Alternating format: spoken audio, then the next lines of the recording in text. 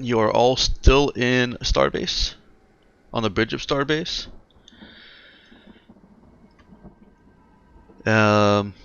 Needing to figure out how to remove the exploded corpse Karina without it actually exploding, because it hasn't yet. And yeah, god damn it. And that's where we'll pick up.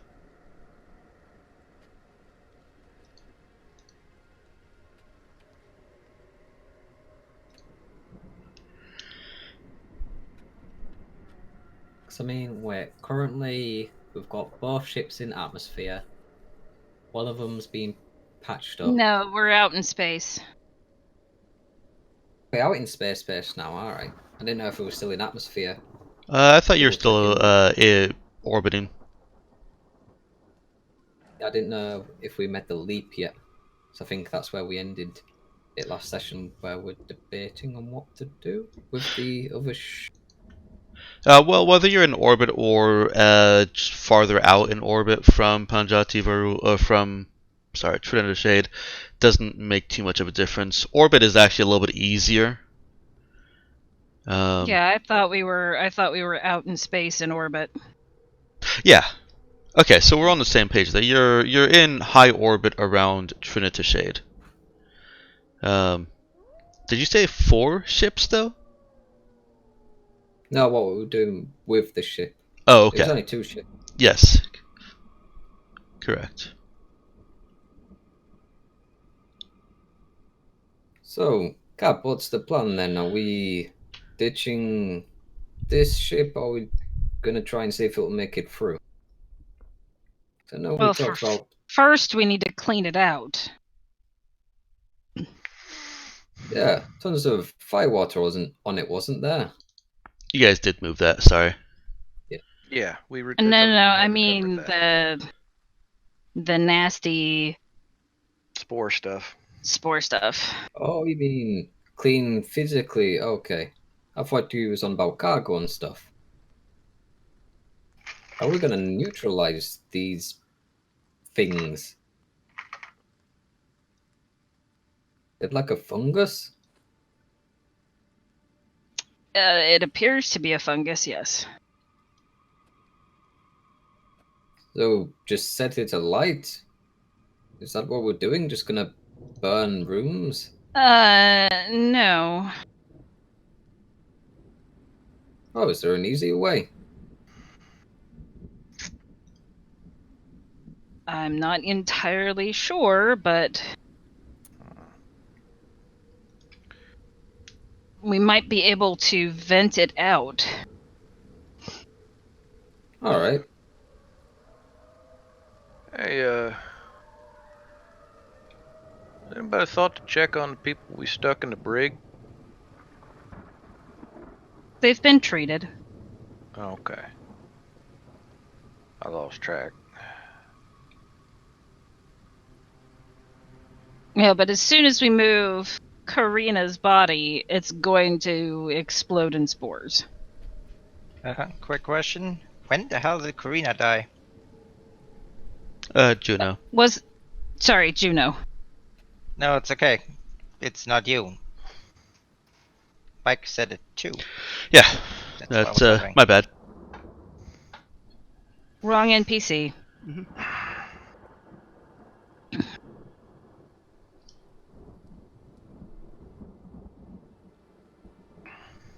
So do you have an idea of what we're gonna be doing, Colleen? Got any neat tools to use? Tools? Yeah. Like your drones and stuff. What about them? It was just if you had anything to do with these fungus things. Sure.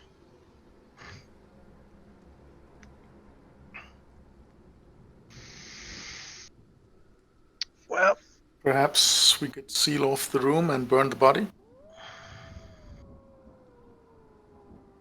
I think we'd have to repressurize the ship, though.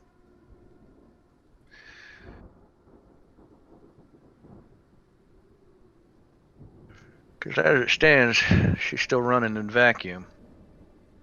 Which ideally should neutralize... Well, I mean, it can neutralize some of this shit. You wouldn't happen to have gotten a sample of the spores, kid, did you? Of course I have samples. Well, does your having a sample entail knowing whether or not vacuum neutralizes this shit? Perhaps if I were in the place where I could do that, then yes, given some time. Seeing how I just flew the ship up here, Well, and yeah. I'm not in the place where I can use the samples to study them. It's not like I was asking you the question right now, kid.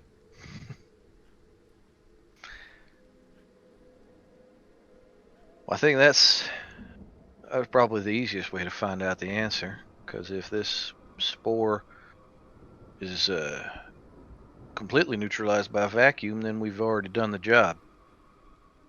Except ain't. for the corpse. All right. How about we leave things in vacuum while I study the thing and move things through decontamination very carefully? Yeah, that was certainly the plan. I hadn't had any intention of repressurizing the ship yet. I think the hole is still in there. We didn't finish fixing the hole, did we, Mike? We fixed the hole. I think we patched it to get into atmosphere. Yeah. That was about it. Don't know if it's properly capable of a spike drill, but we'll see. It's capable of a spike drill. What I said about it last session is that it's like a wounded person. One hit, anything that does a point of damage will blow that hole apart. Right. And it's capable of being compartmentalized as far as vacuum goes. So if it came to it, we could certainly pressurize the cabin, the bridge, and leave that cargo bay still in vacuum if we needed to. Yeah. Okay. Also, Nemo, you hadn't had any more communications from the people at the meeting? I'm shocked they haven't showed up yet. He is not. I have not. Should we be careful of them? Or are we just going to ignore them? Well, they've had plenty of time to do something about it for... They haven't. Who are we supposed to be meeting?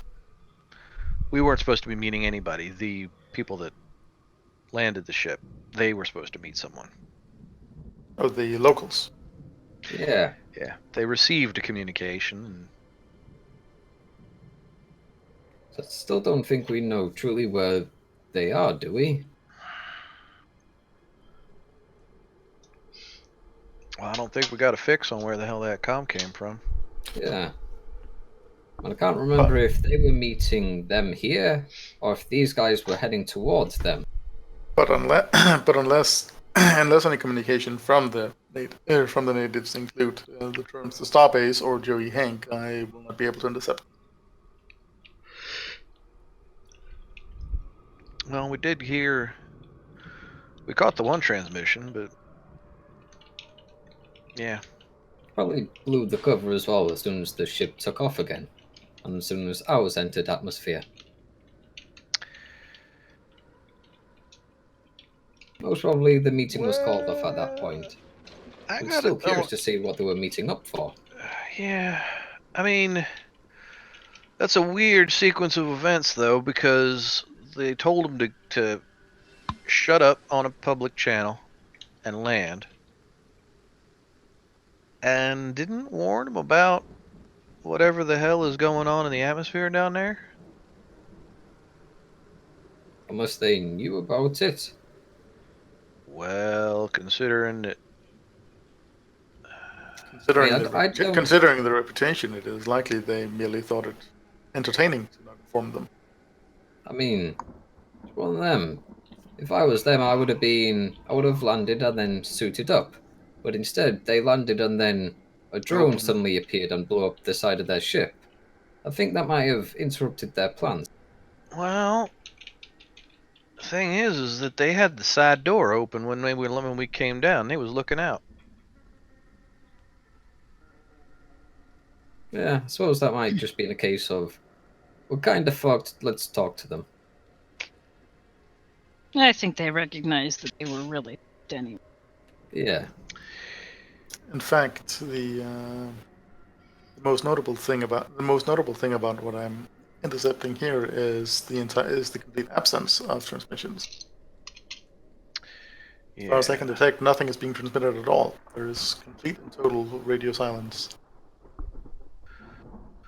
Well, there was somebody up on the surface, but they was there and gone. This is going to sound strange, Colleen. Do you know when you get back to the Raza, can you see if there's a place where the animals stay away from? We know they like to roam this area, but if there's a particular place they stay away from, then that might be where we're heading to.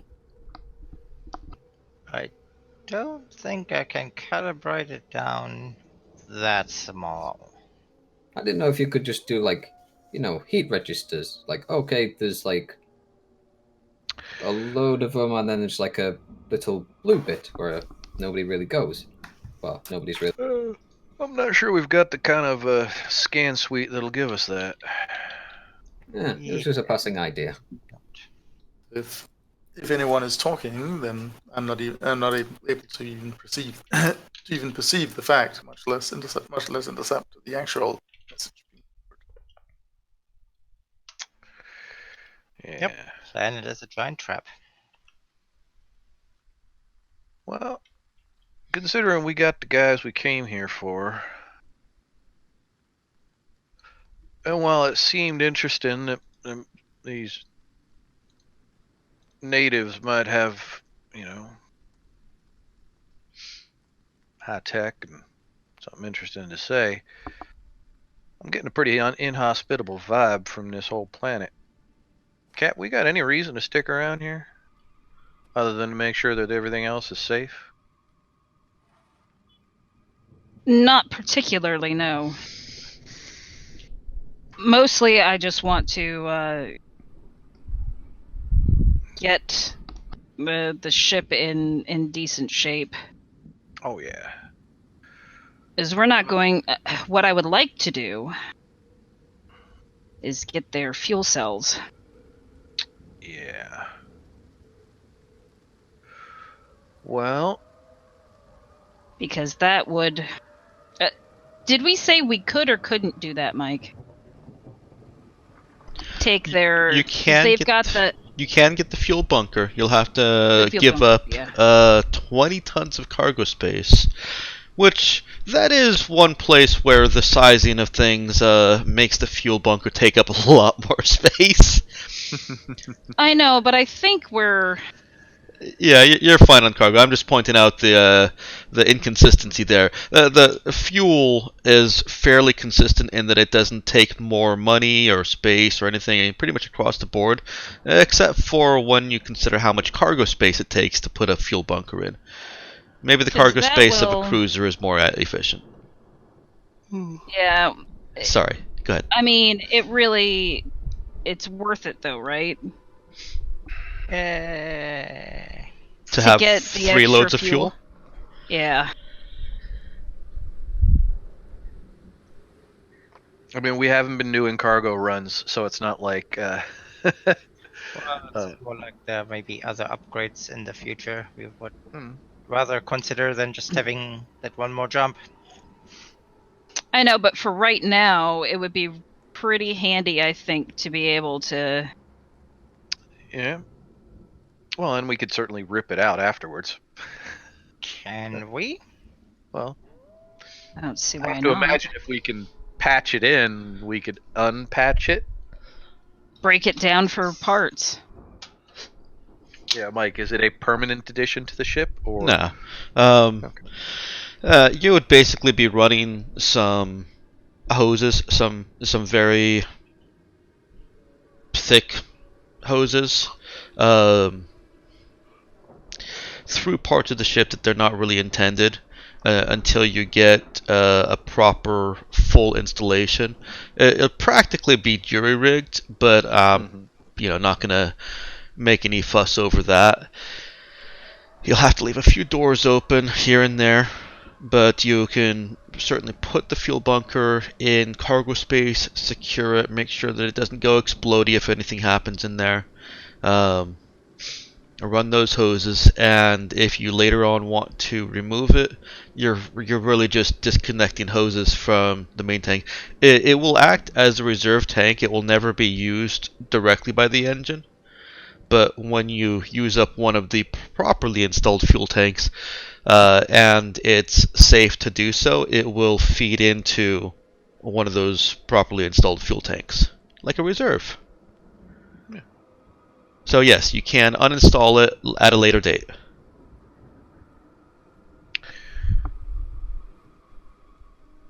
I think being able to travel 3, Mhm. do 3 jumps or travel 3 hexes would be a nice thing. Well, while Cap is talking about that, what kind of a time frame does that entail in dude's head, thinking about what he would need to do to get that done? Well, fuel bunkers aren't small. Mm-hmm. Not Um, if it takes up 20 tons of cargo space.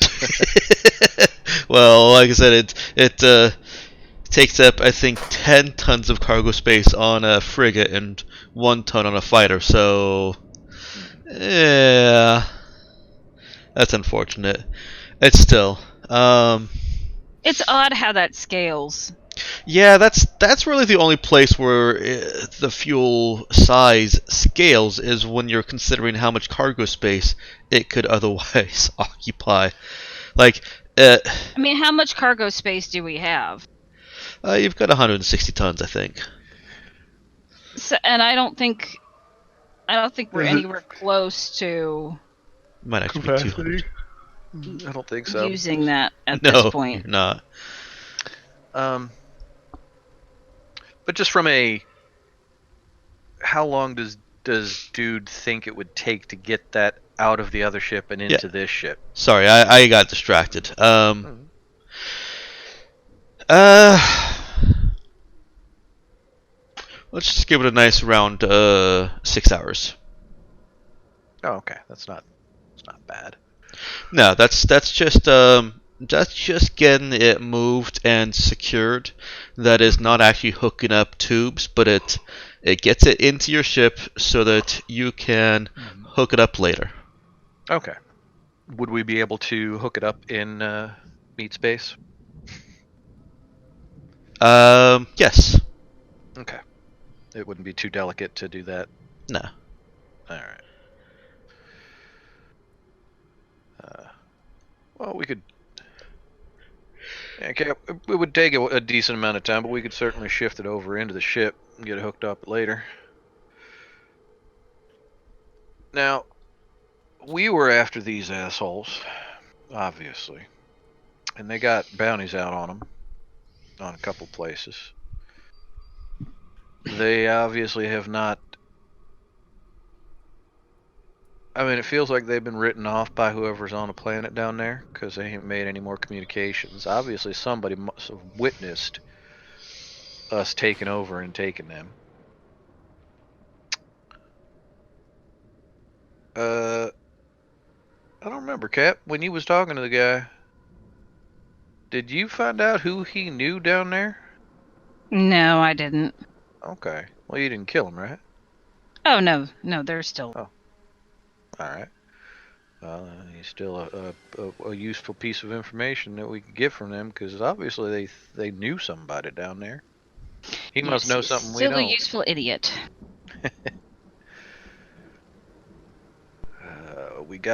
We know at least a trail on whatever the hell that infradrive is. Do we feel like Yeah, anybody's? but Eh, considering who has it. yeah, well, I didn't say it was a good trail. I just said it was a trail. Figure it's kind of like trying to track a bear or something. I mean, sure, you got his tracks. It don't necessarily mean you was gonna go after him, 'cause bear.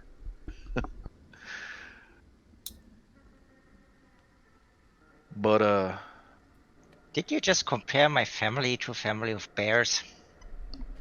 It wasn't. It's not your family. It's no, I think she's got it right. I won't say it's not an apt comparison. I thought it was. Mike, correct me if I'm wrong. I thought that her friend. Wait, you thought what? I thought it was her friend's family that had the. What's their names? Nope. You mean LaRue, the LaRue Yeah. family? Yeah, I thought it was House LaRue, not Mercure Core. No, Nope. it was House LaRue Mercure. wanted the LaRue is the people who wanted the other crew dead, amongst other things. Nope, the drive was sold to Mercure. Yes, the drive was sold to Mercure. Okay, my bad.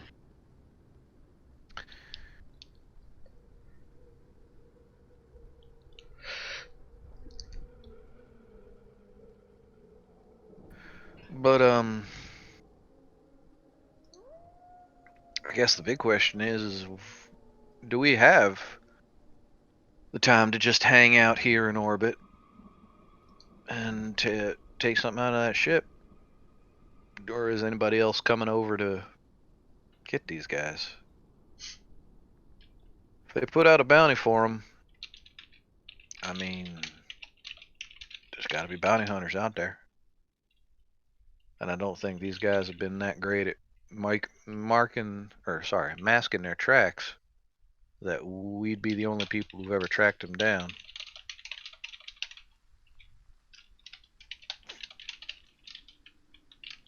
How much was the bounty for them? Anybody remember? Did anybody find out? I know this came up last session. I remember I didn't put it in my notes. I remember having to ask. Because I think it I was asked this question 20k. per person. 25k, I think it is. Both of the men. Okay. Don't know how that works with fungus, but Well, I'm just trying to mentally think of whether or not those two that's worth enough for someone to be trying to track them cross system. Because if their bounty doesn't even pay for the fuel of a system jump, then fuck it. They're probably. The cost was 250. Mhm. yeah, Right. 25k. That plays for plenty of fuel. Yeah. Well, then they pissed off a lot of people by coming to this place. The question is more, is it worth it to other people to piss off other people by coming to this place? Right. After the people who pissed off people by coming to this place. Mhm. It's a never-ending chain. Well, I feel like if you tug on any particular string in a carpet of, something like this, then you are just going to keep pulling a string of pissed off people. Besides, even if they look for the ship, they can't find the ship. Well, I mean, if somebody pops in system here, they're certainly going to see us. She changed the name. Well, that's true. Got to imagine that, well, anybody that's doing half their job is going to at least do a visual scan of the ship if they got something.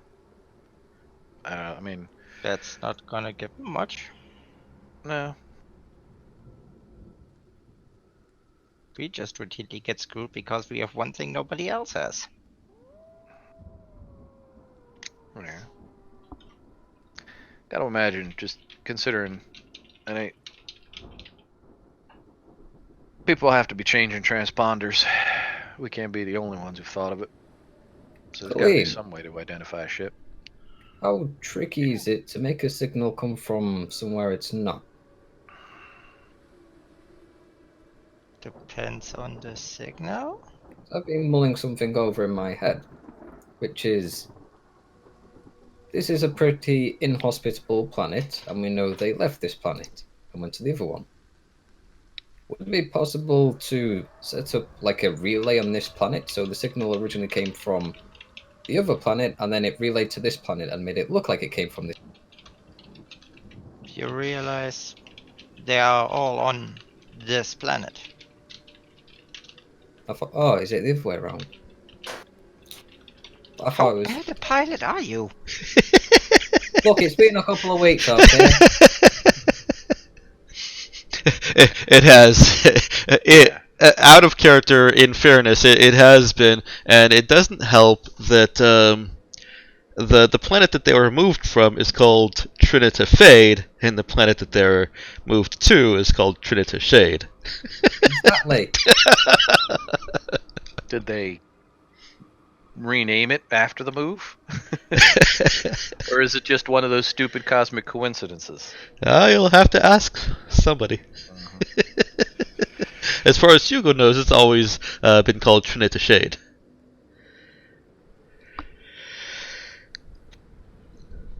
The planet that they were moved to. Well, but that's nobody's business but the Trin.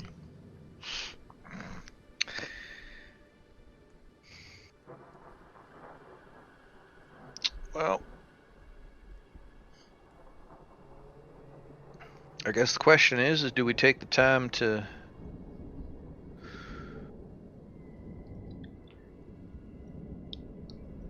Well, we don't have much of a choice, because the only other alternative is to fly both of these ships to somewhere more civilized.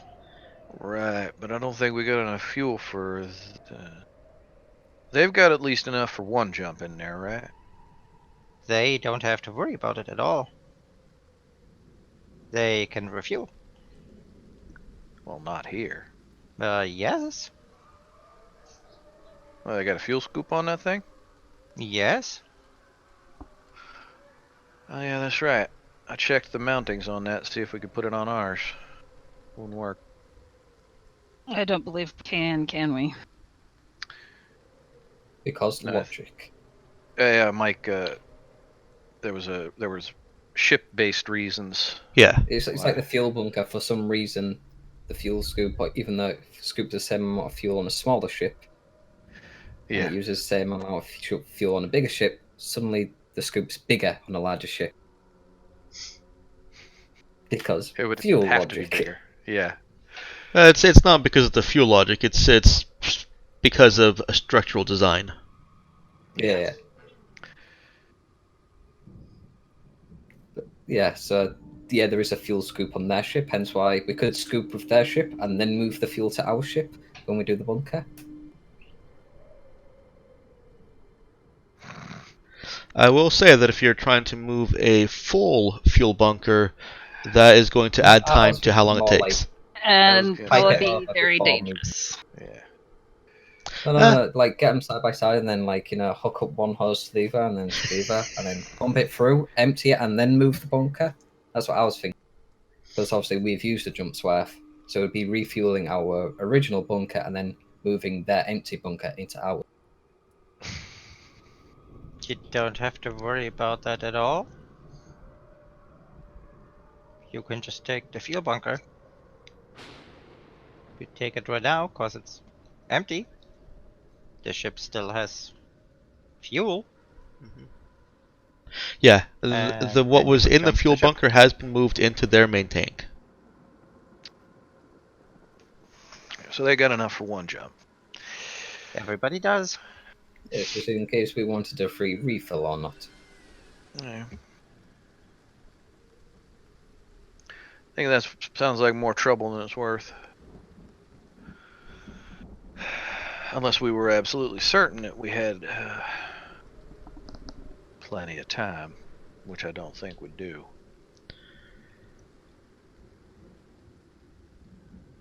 I think we do. So, if you want to do things to the ship in the meantime. Well, that does become the question.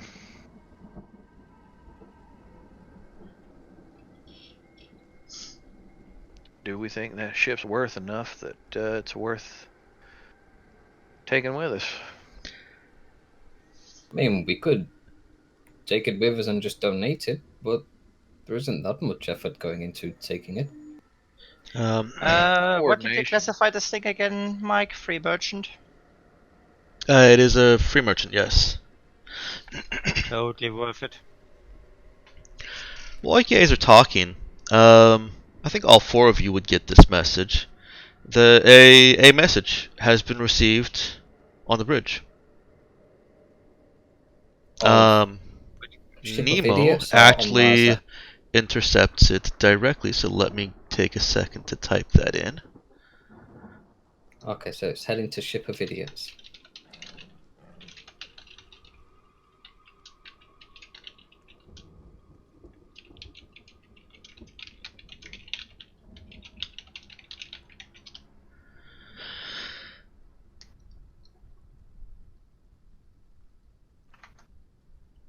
Boop, boop, boop, boop, boop, boop, boop, boop, boop, boop, boop, boop, boop.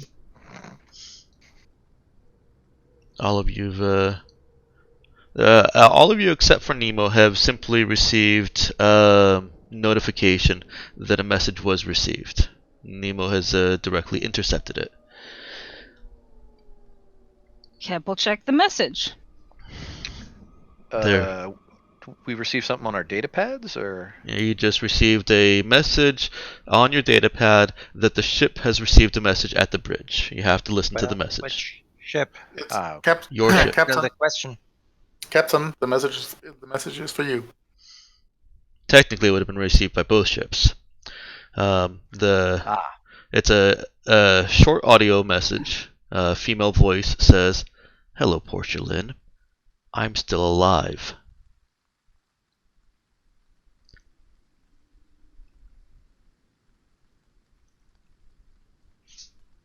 Did Cap play that? Looks a little puzzled. Nope. Did Cap play that over speaker or just to herself? You can all play it for yourselves. Just- Okay.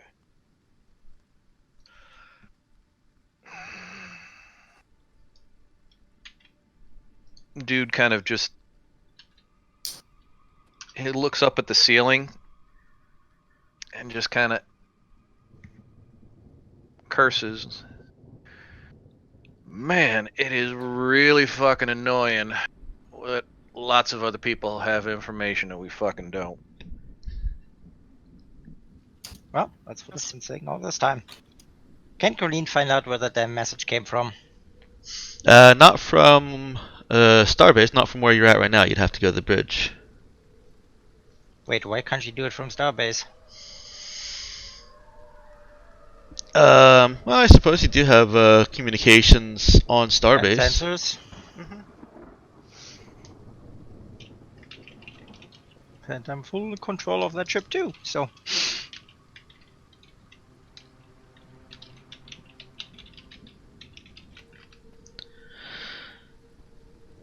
Yeah, sure. You could try and use Starbase's sensory array. So Yep, who's she still can do alive that. down on the surface?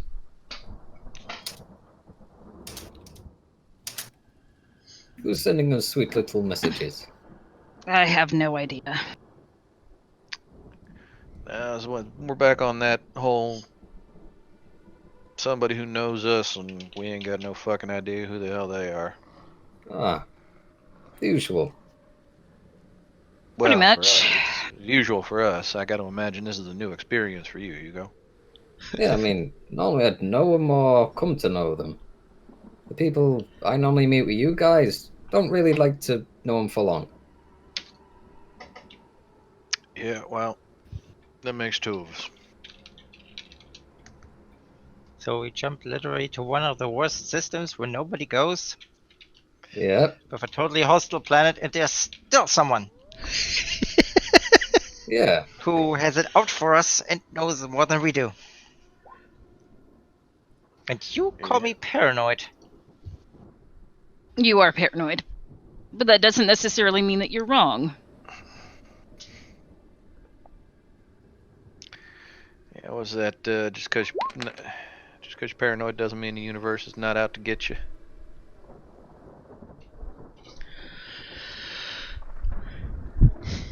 Yeah, it looks quiet down there.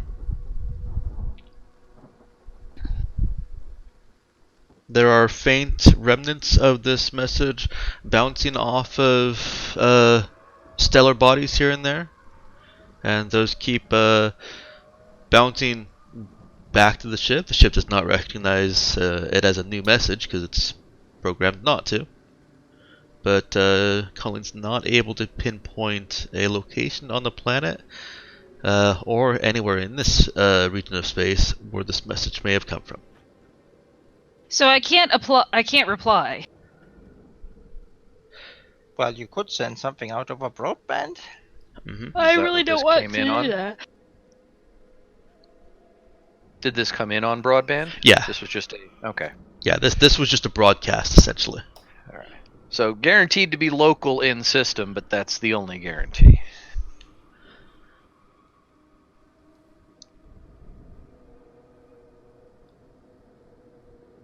I So, don't know any about clue you, where it's Vic. coming from then?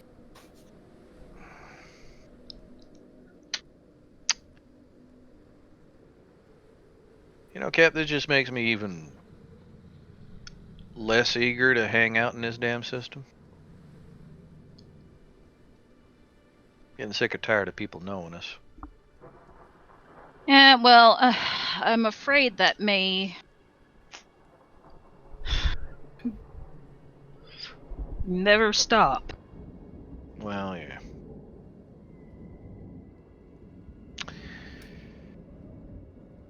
So I guess that does become the question. Do we want to know who the hell this person is? I mean, judging by that uh, comment, that sounded like the "ha ha, you didn't kill me" kind of thing, which means that you must have had a reason to want them dead, and they are gloating that they ain't dead, because they probably think that that's why we're here. In which Well, case, they might have that's- information that could help you, Right. help make piece things together. Yeah, but how much information are we going to get out of somebody that is bragging that they ain't been killed by us yet? Well, that's easy. We completely ignore them. This is like the overture. They expect a witty reply like, "Oh, I'll get you." And if we ignore them, they'll probably send another message. Because it's only nice to gloat if they're actually people who can see a gloat. Wait, or what happens if I were to reply? That'd throw them off because they wouldn't know me. No. They'd be expecting you. Well, we ain't send anything out in transmission wise on broadband, right? No. Okay, so they don't know who's here and who ain't here. They might just recognize the ship and think it's still yours. Well, Whereas if I were to throw them off and say, "No, it's my ship. Who are you talking about?" See how they react. I so say let's ignore them. That'll draw them out far more than anything else. so wait, out of character, are you talking about pulling a? No, this is Patrick. Just- Maybe. What he's Dave's talking not, about is dressing up the cook as the captain. Dave's not here, man. Bob's Pizza. No, man, you got a wrong number. Do we really want to try the same trick as the ship of idiots? And also, just to clarify, we couldn't determine where the signal came from. That doesn't sound like it. No. Nope. Just bouncing around. So, Based can I on, go? sorry, Ben, let me throw quick clarification. Based on the bouncing and the where the signal goes and such, you know that it came from Trinity Shade, but you can't pinpoint where on the planet it came from. Gotcha. So I could direct something. We could direct something down to the planet. Nope, I'll still speak would for have to be entire planet. broadband.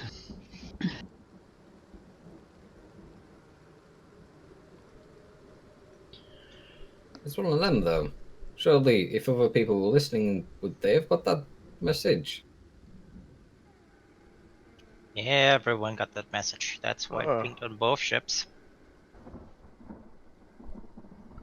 Yeah, but that just means the question is there anybody else here? Well, they're all down there somewhere. Have you seen any more ships emerge on the sensors, Colleen? Any more that have spiked in or emerged from hiding? Well, in that case, we would have been pinged somewhere.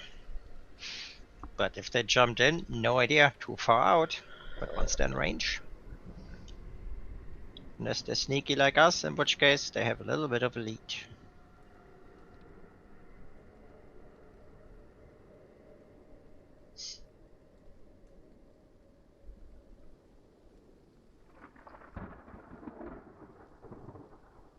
Thunder.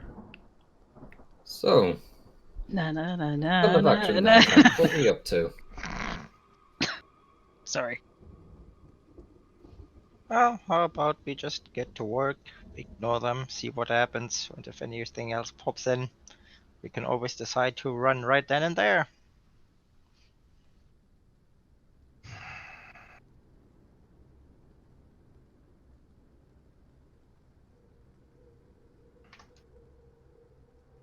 Not to mention, if something happens, we have this nice little decoy ship that's armed.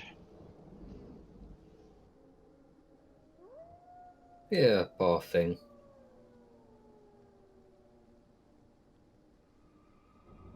Would have been quite a laser show.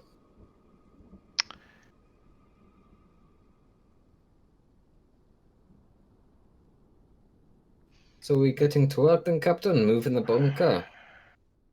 Or we got other priorities? No, I want to get that bunker moved. Well, I think the big question on that is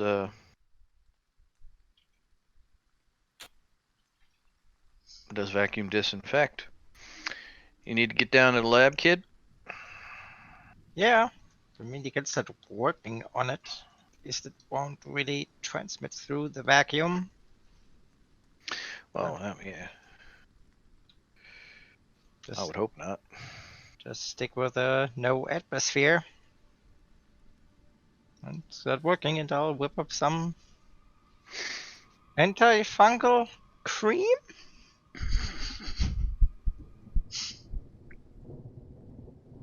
Yeah, that's a good descriptor for it. I don't think you want to use that though, because it does make it sound like the ship's got a case of athlete's foot. But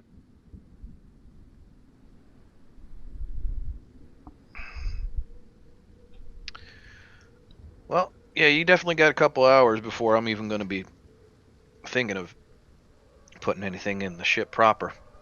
It's going to be a chunk of prep work to get that thing out of there. Yeah, I need to make a blueprint. See where we're gonna put this thing. Mike, is your time estimate based on dude doing it by himself mentally? Excuse me. No, that was actually assuming that you have a bit of work or a bit of help. A lot of that help is going to be manual labor. Okay, so I don't need anybody technically minded to help me. Oh, we should totally get Shishan. Having somebody technically minded will help. I might not make it mechanically change the time, but still, as far as the actual work involved, there is a bit of technical work to it. None of the NPCs have fixed, do they? Shishan? Does she? Yeah. Is that why I kept thinking of her? Yeah, that's also why she's bitching, because you only give her manual labor. Is this in character or? This is out of character now. It can be. My musing was out of character. That's why I wasn't using the accent. But yes, Shishan has fix. You've used her before. Yeah, then he would know that. The case. How about Hashishin help with the technical work, and since Hugo wants to learn about mechanics, he gets to haul shit. Well, I don't. Today you learn about hauling. I don't know that I would want to. See, that's my thing. Is I don't want to start in on this and take anybody from the ship that might be needed to bug out quick. It would literally take you just a couple of minutes to just race back to the other ship. Yeah. Can't guarantee those couple of minutes wouldn't be necessary. If something happens that fast, everybody will be dead before anything can happen. Man, you got a pessimist streak like a mile wide, kid. That was out of character. Mm-hmm. I mean, Colleen pointed out that any incoming ship would be detected long before that, and if any weapon system powers up that fast, it's also game over. Well, it doesn't No matter necessarily who's on have the to other be ship. from something coming in from out of system, though. Same Could just be thing. random bullshit. Unless you strip Yugo basically to the couch 24/7, that's exactly what happens.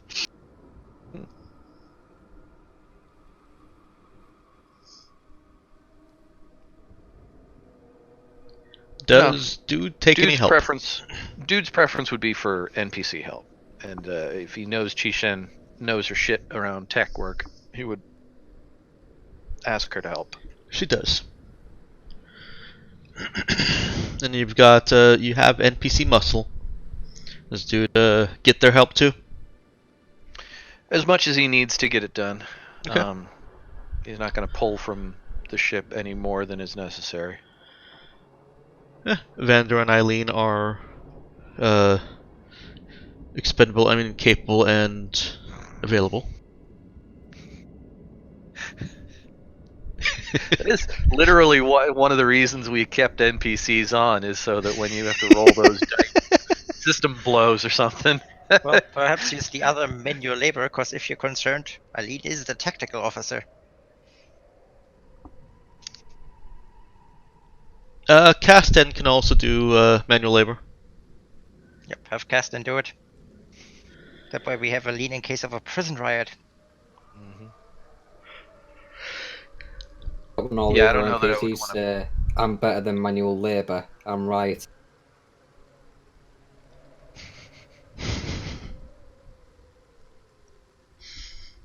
Okay. Dude, Chishin, Vander, and Casten get to work uninstalling the fuel bunker from Starbase and slowly maneuvering it out of the cargo bay, through space, and into the Roz's cargo bay. Because it's not going to fit through any airlocks. Yeah, I got to imagine. By the way, Mike, since I didn't see it anywhere in the recap, are we still level 5? Yes. Okay, just making sure.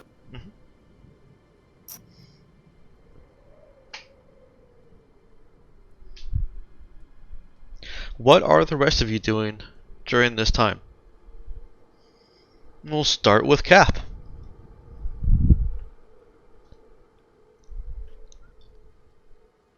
I really want to kind of respond to that message. Do you want me to come back to you, give you more time to think? Nope. Okay.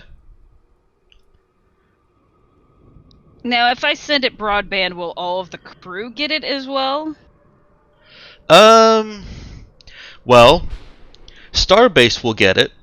Your ship won't log it as a new message because your ship is sending it. However, you know that Nemo will intercept it.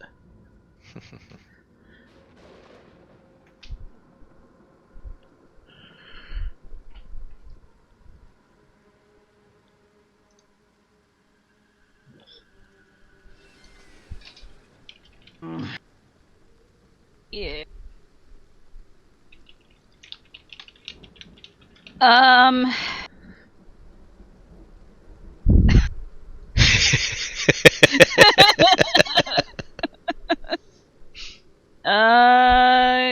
subs can respond. Okay. Basically, who are you and what do you want? New phone, who dis? Why does Pretty that come up much. every time?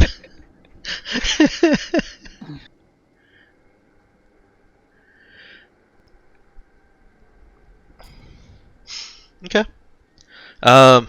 She does not receive an immediate response, so I will come back to her. What is Hugo planning to do while the fuel bunker is being transferred? Get some manual help himself and stay away from Colleen's area at all costs. And carry on with the vending machine. Okay. Yeah, because obviously he wants to make sure he's still on ship just in case shit goes south. Hmm. But yeah, while everyone's dealing with overseas, it's like, okay, I'll just do my own stuff for now. Okay. Are you talking adult manual labor, or is that just kind of Tuvon. saying he's going to get Tuvon to help? Move on. Okay. Tuvon is ready and eager to continue working on this. Also means he ain't doing boring manual labor. Nemo. Uh, well, let's actually give Nemo a chance to note and respond Captain's reply. Nemo did intercept it. Colleen would get a ping on her thing that there was a message received from Starbase. No, not yet. She's not that integrated.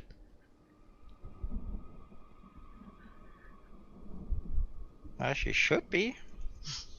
Oh, well, she's on Starbase. If she checks the communication station, she'll see it, but she's not set up to receive all of that directly to her datapad.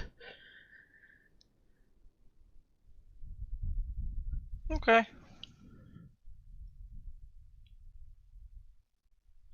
And Emma, why don't you actually type into in-game what Cap said so that there's no question of what did Cap say exactly?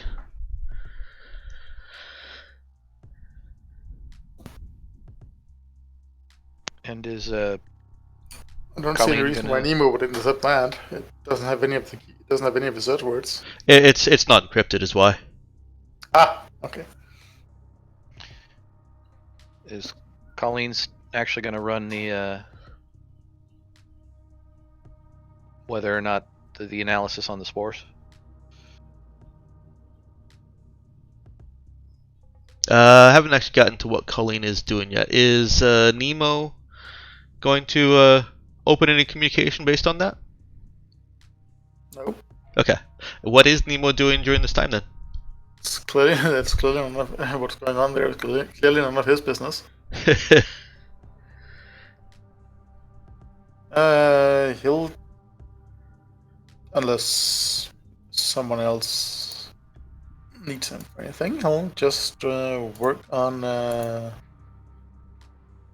his on his body swap parts. Okay. All right. Wait, where does that? Quick question: where does that happen?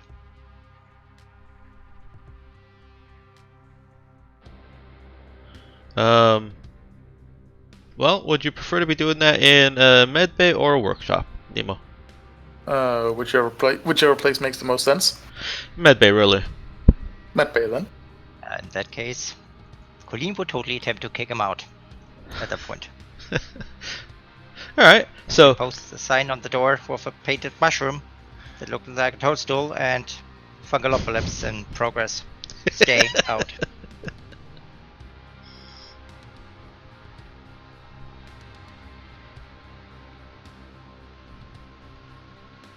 now, for your benefit, Mel, there isn't much that Nemo has to do once he's just growing biomass, right?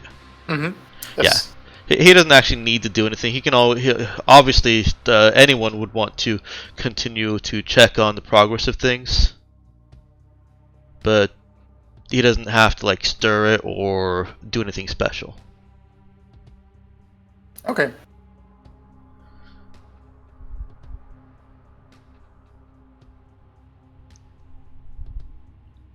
So So, do Colleen and Nemo have any interaction in the sickbay? If I don't need to be there in order to count work towards it, then there's no need for it. Okay. Alright, and that leaves us going to Colleen. What would Colleen like to be doing during these few hours? Well, she will be start working on basically analyzing the fungus, and she would like to talk to the prisoner. Okay, Patient. the patient. Subject? Well, the fungus is an easy analysis. Your the drone itself, before Colleen even gets to doing anything heavy duty with the medbay equipment, informs her that the fungus is inert. It's all dead.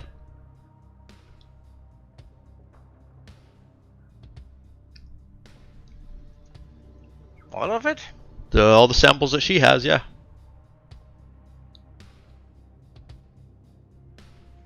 Can she analyze what killed it? Just for my edification, the samples she has are from the corpse explosion, right? Well, before and after, yeah, before we went to shit. Yeah, I thought so. It's what's left of its genetic code is rapidly deteriorating. It's decomposing. Is it just running out of food? Mm-hmm. Can she coax it back to life? Well, if it's decomposing, probably not. I just love that train of thought. Yay, this dangerous thing is totally not dangerous anymore. Can I make it dangerous again? No, it's the thing. I'm trying to see what it does and how to combat it. Is I dead. know how I to need make a life one. anti-allergens.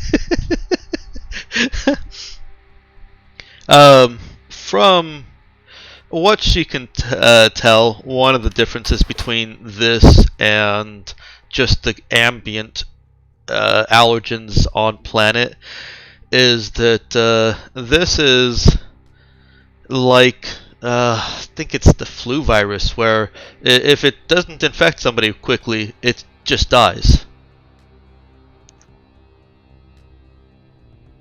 It's like one of those. Whatever parts of this fungus of this cocktail haven't managed to infect a living being, it just dies in a very short time span. She can certainly try to bring it back to life. Alright, guess she hooks up the storm transmitters to get a lightning strike. Alright.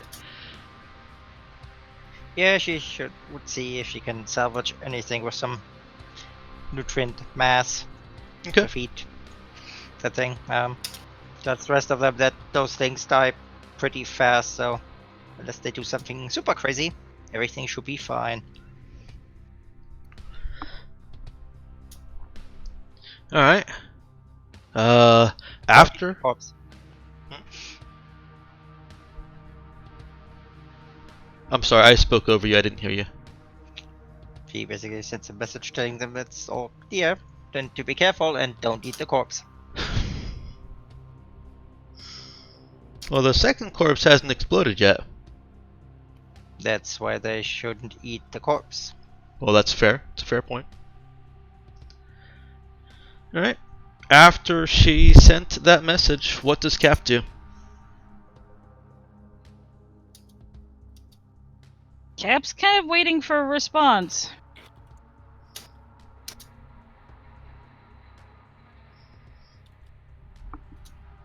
Okay. And I see that Mel is typing. I'm not sure if that will become immediately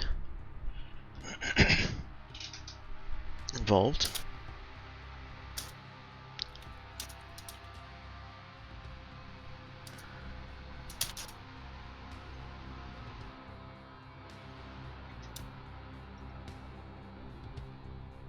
There you go.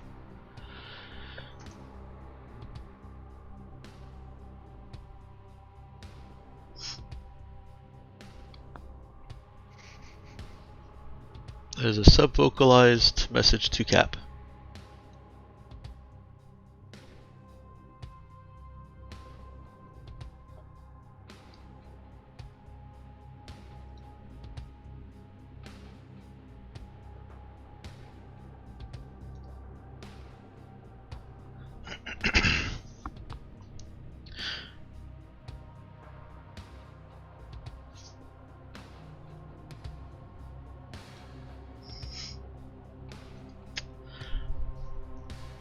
Alright, and I need a moment's pause to consider.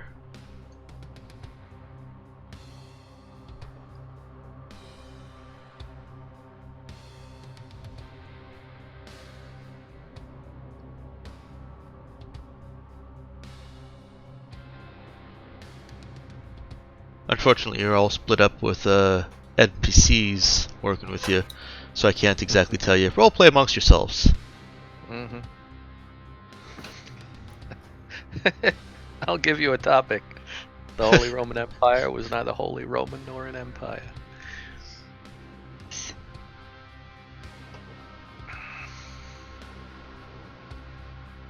Actually, I might take this moment to take a bio break. Okay. That sounds fine. Anybody else want a quick break while I do some DM brainstorming? Go for it, mate. No Uh, point rushing things. I missed what you said, sorry. No point rushing things. Go for it, mate. Oh, go for it. I'll be. Okay.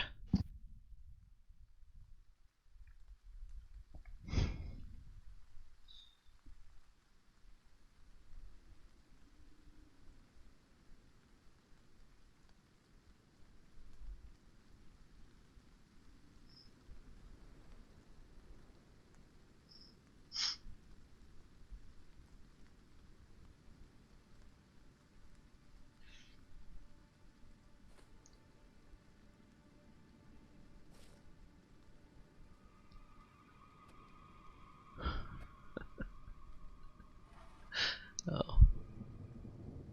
I should have just read my notes instead of sitting there thinking, man, now I need to think.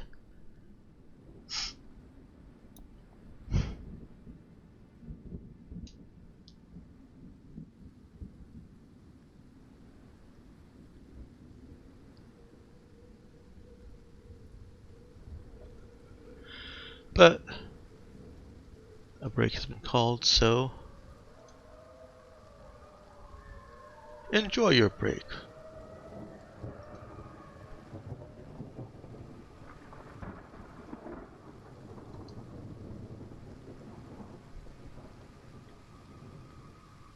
Now I'll take this opportunity to kind of probe. All of you, including Ben, have been playing in this game for some time. Is there anything you'd like to see more of? Anything you'd like to see less of?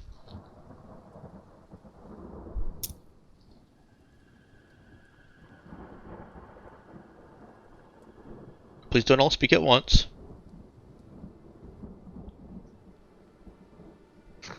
That's what we're specifically avoiding. Everyone's waiting for someone else to talk. Does anybody have comments they'd like to make? Nope.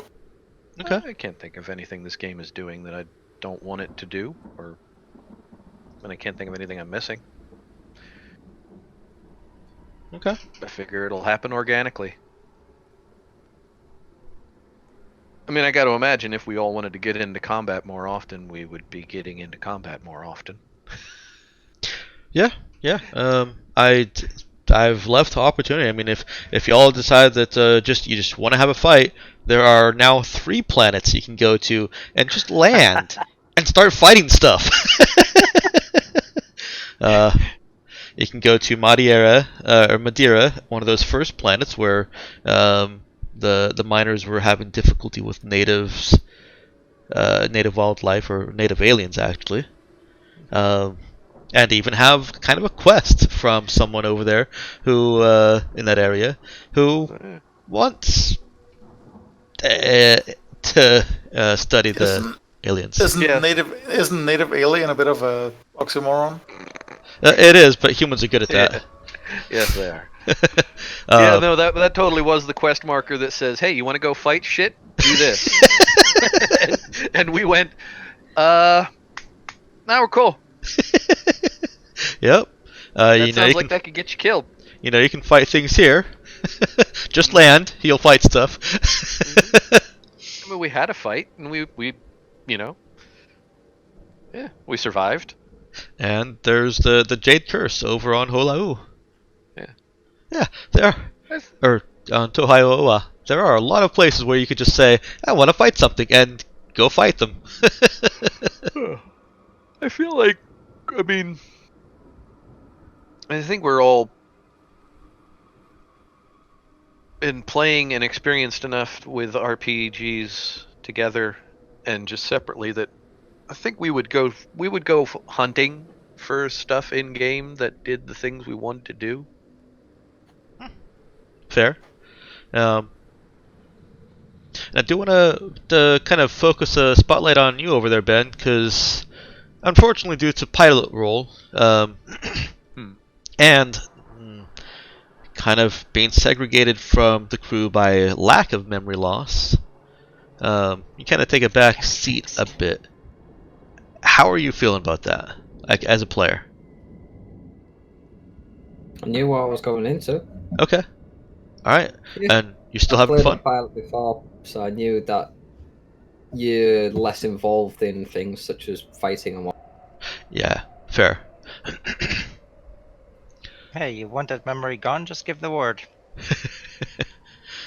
No, because then he would have to try and navigate the mess of Colleen's crypticness. As opposed to? Just getting somebody to knock him over the head.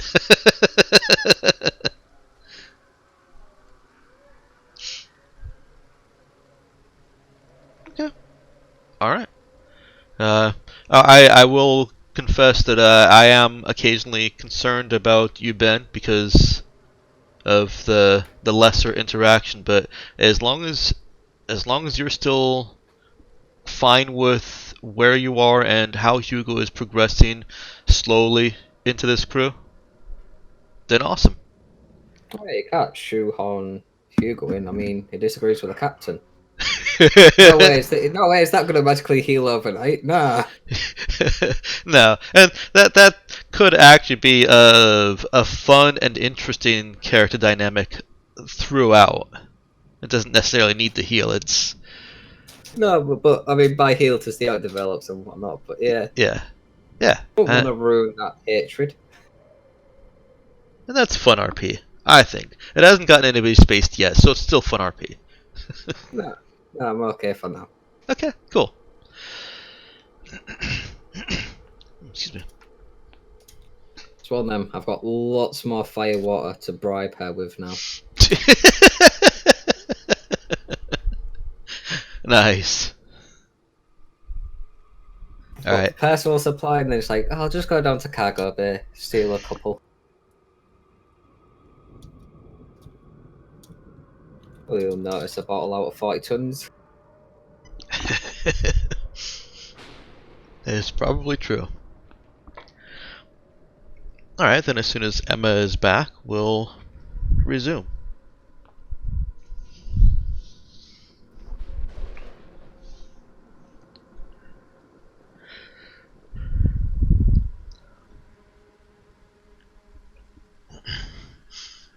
In hearing and playing with other GMs, I realized just how much I've taken for granted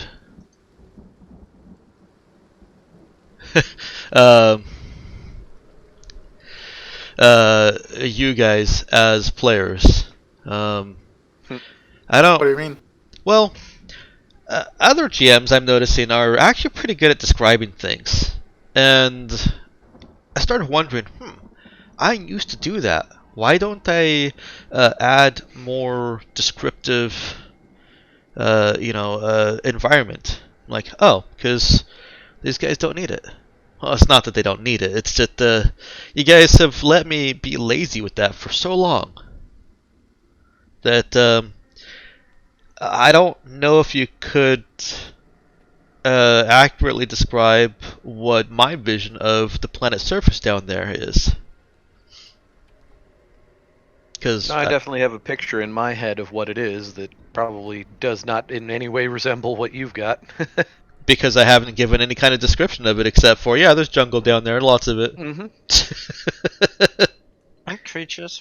And creatures. Yeah, now, to be fair, I feel like if it was weird jungle, I think you might have mentioned that. I should have, yeah. Is it? Or sorry, Is the picture in your head basically the Amazon basin? Yeah, basically. Okay, then that's pretty much what I got in my head too, so we're on the See, same page. I'm going off the provided picture, which is a watermelon in space. I think that's Callie, But like not if Trinity. it looked like Oh, no, that's the true. jungle out of Avatar or something with glow in the dark plants and shit like that, I feel like you might have mentioned it. I think the one oddity that I did call out is that all the creatures you've seen peering up at you appear to be furred instead of variety. Yeah. Well, I think you gave us. Yeah, I mean, yes, there certainly are other DMs that are very flowery with the place descriptions, and there's certainly plenty of campaign guides that I've seen that have whole blocked out sections of text where Yeah. the in quotation marks of, okay, now here's what you read to the players that tells them everything about this cave and how Yeah. the water drips off of the stalagmites and this, that, and the other thing. And I I mean, started yeah. doing that with some things, and it got. I'm wordy, so the little bits of descriptive narrative that I've written ended up being quite a lot longer than I think they should be for a quick description. So I need to find something that really works for that. Should go with the old Ravenloft style, where even the writers contended at some point the gloom loomed. They were using gloom and loom everywhere, and at some point they caught themselves using the gloom loomed. We have run out of words. Shit.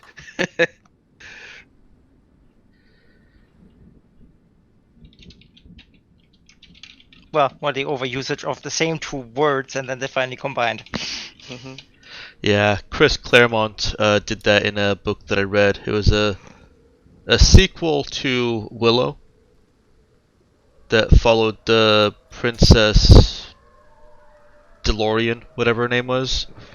I think you're mixing genres again. No, it was something. It had some of those letters in it. It did. Yeah, you read it. You're familiar with it. Well, yeah. And what you're looking for is not DeLorean, but Delora. Is it as simple as Delora? I swear it's more complicated than that. But It depends what princess we're talking about. in one of the books where the princess is the baby child that he carries around in Willow. Yeah. Oh, Elora in that case. Elora Danon. Elora Danon, yeah. That's kind of like DeLorean. Come on. Give it to me. That's pretty close. You're saying Yeah, if that except- child ran so fast she starts traveling in time? Well, no, except one is a car and the other is a brand of yogurt. I mean, I was just gonna say, How do you know those two aren't the same? what's next? Instead of calling her a daikini, it's a daikiri? Yeah, sure. He used the word spineless so many times, or not spineless, boneless, so many times to describe how she moves, as if that's graceful. She moves so gracefully she was boneless. That's the opposite of graceful. Yeah, that usually entails flopping around and stuff like that. Yes. Yes, but that was his word. Did he use sinuously a lot too? Because I that's don't another remember. one. I just remember boneless. It's Oh. moving Yeah, that's- bonelessly. Moving bonelessly is the opposite of gracefully. Yeah, everything I've read that's ever used that terminology has usually meant it in a creepy sort of way. Yeah, yeah. I think I heard Emma's voice earlier. Did I? It's possible. But it's not think there she- right now. Yeah, I was gonna say, I think she would have responded. I think Mel would probably agree with me that while he's had his moments, Chris Claremont is not an amazing writer. Oh, I learned that. He is not. No. He He is has a had he is he is a wall of text writer. Yeah, that's actually he's been slightly formative for me in that I hate that. He's had some good ideas, but he's not a good writer. Well, the story that he was writing was interesting enough to keep me going, but yeah, the just like George R.R. Martin, I don't need and Tolkien, I don't need multiple pages describing a room or a banquet, or 100 pages describing a fucking party. You agree with Douglas Adams then? He had an aside in one of the Hitchhiker's Guide to the Galaxy books where he spends a page and a half describing Arthur Dent doing a really completely mundane action, and at the end of it he says, "Now I'm sure that would create nice long books like the Americans like, but it's boring and it's stupid, so I'm not going to do that. So I'm just going to point out that yes, Arthur and Fenchurch had sex." And we can all move on, basically. Oh, was that the whole section where he's making sandwiches? Yeah, something like that. Yeah, he makes a sandwich, and He's the sandwich being that maker. it was being that it was Douglas Adams, it was a great sequence. It was well written, and I It certainly was. would have enjoyed a book more of that. But he's right; it was completely unnecessary. He made an explicit point. It's like, look, I could do that. That's stupid. I'm not going to do that. Yeah. But yeah, that seems to be a fairly uniquely American writing Oh. thing. That actually might explain why I'm so against it being half English and all. Yeah, because that totally, absolutely, genetically gives you a predisposition to certain styles of writing. Yeah, I'm glad you agree with me. That must be why I like all the English comedies, because my grandmother's English. Totally. Oh yeah, I mean that makes sense. A little bit less because she's so far removed. You're And only how like, do you explain his dislike for Tolkien? do the English like Tolkien? He was English. That doesn't mean anything. There's plenty of Americans that dislike other Americans. That's because Most they're of America. Americans. Yeah. I was going to say, isn't that what some senators run on? It's because there's so Also- many of us. Also, I think it's entirely possible to acknowledge and appreciate what Professor Tolkien did for the fantasy genre without actually lacking his personal style of writing.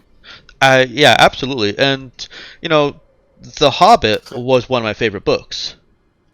Same way I appreciate that. Same way I appreciate what Lovecraft did for the genre of cosmic horror, while still loathing his writing. Yeah, no, I loved The Hobbit. It was when he got into the lengthier, I guess the more adult version, because wasn't The Hobbit written as a good kid's book? Yes, The Hobbit is a children's book. Yeah, he needs to write more of those. Yeah, I totally disagree. I was going to say that'd be a neat trick for him to continue writing. He could do it. Well, I'm certain if he was going to, his children's children would have been mining that corpse, because they totally have been. Yeah, I couldn't get past the first 100 pages of Lord of the Rings, whereas The Hobbit, I jumped through that. The Hobbit is also only about 100 pages. That's why. Is also what? It's Oh, only about 100 100 pages. I remember it being longer than that. Not much longer. It's not a very long book, no. I mean, I was a kid, but I didn't think it was that short. Oh yes, yes it is. Certainly not movie trilogy long. First edition, 310 pages, but that's in 1930s typeface, so they tended to print substantially larger. Let me go see how long mine is.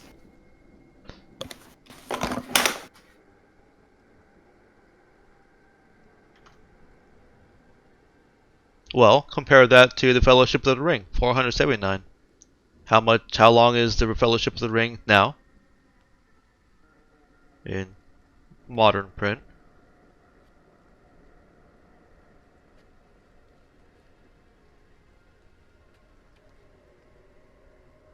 No idea. Welcome back, Emma. We will table Yeah, this. sorry about that. Of course, now we've lost Mel. Yeah, he's going to.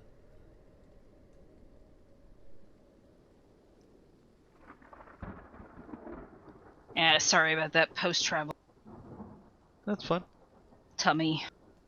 I say, as a librarian, he should actually know the answer to this.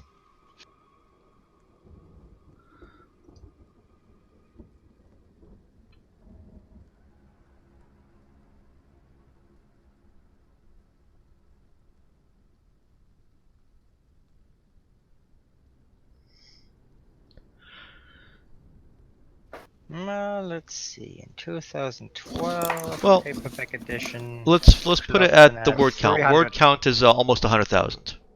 It is definitely longer than I remembered. I just checked my 1966 edition. It's 250 pages. Yeah, it was not a 100-page book, unless the type print is really small. It was. I remembered it being about the same size with the same typeface as other books I was reading, which were more, modern authors. So, the fact that books like that Wheel of Time guy or Wheel of Dragons, whatever he is. Wheel of Time. Okay. Robert Jordan. Yeah, Robert Jordan. and George R.R. The one Martin. that kicked it in the middle. Yeah, the fact that they're 500, 600 page books does not make other books short. It makes those books long. Hey, same book in German, 400 pages. 100 pages longer. Okay, so getting back to Cap, there actually is a response of sorts. It's my GM journal. And Colleen is alerted to this. Cap isn't so much, although is she on the bridge? Yeah, she would have sent this from the bridge. Okay. Then she notices on screen that the ship is picking up what it classifies as unusual activity, and that's the same alert that Colin gets, is that there is unusual activity on the planet, and See what it is. well, and Colleen can check this on her datapad too. She doesn't necessarily have to go back to the bridge for this. Looking over the recording, just a regular plain image recording, it looks like just a bright spot on the planet. Cap is proficient enough, and Colleen's datapad has just enough processing to kind of go through some of the filters and, well, burn out the glare, and looks like a flare. Something was sent above the oppressive tree line on Trinity Shade and made a bright gleaming coordinates mark on the planet. Does Cap have the skill to basically pinpoint that and get the coordinates into the computer? Yeah, the coordinates are already in the computer in all of its recordings. It recorded the event and kept that as a. Do you want to keep this file? Yes. Kind of like Do how you a want to know? antivirus processes things. I think. Um, Either way, yes, you have coordinates for the flare.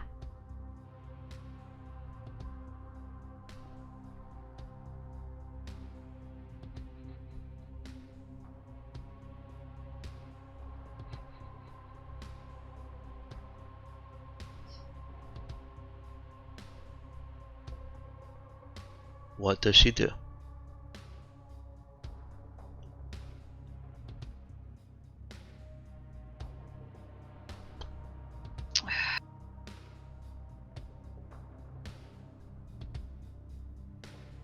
She is to go find Nemo. Okay. I imagine he's not too hard to find. Nope. Okay.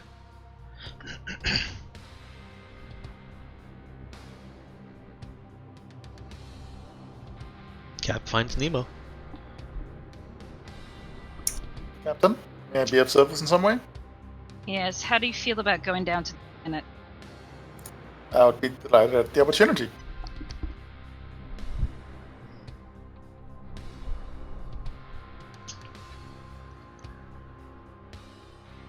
I was hoping I'd get a chance to examine it more closely. And you're immune to its effects, so...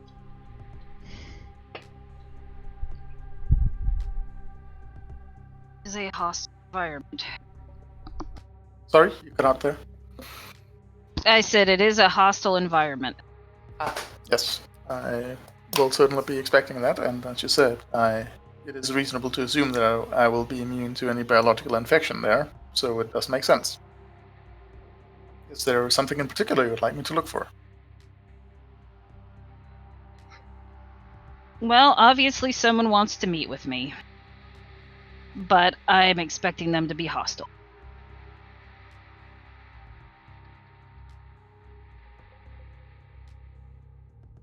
And you would like me to come along as backup, or would you like me to go and meet them in your place? Back up. Very well.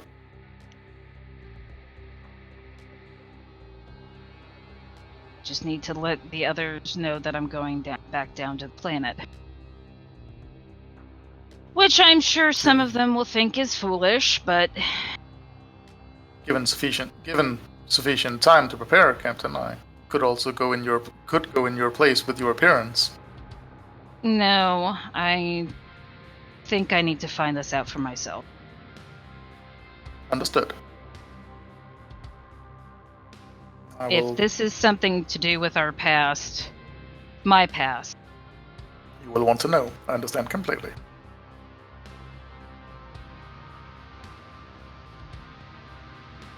I will be ready to embark for the planet's surface at your command. Just need to let the others know, keep doing what you're doing, and keep those coordinates in the computer. Let them know where we're going. Nemo will go and wait at the shuttle bay.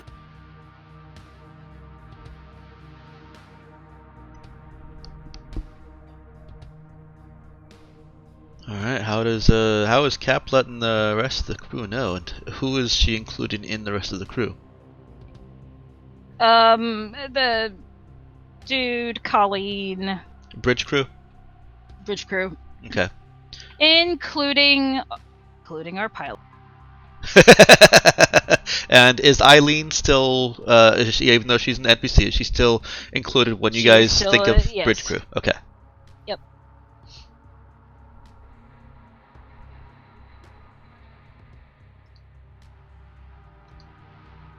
Yeah, keep getting that fuel tank on the ship. And try to make this a quick trip. Alright, well. You take care of yourself, Cap.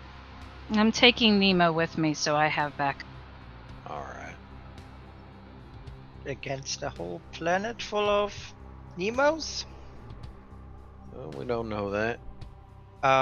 Yeah, we do.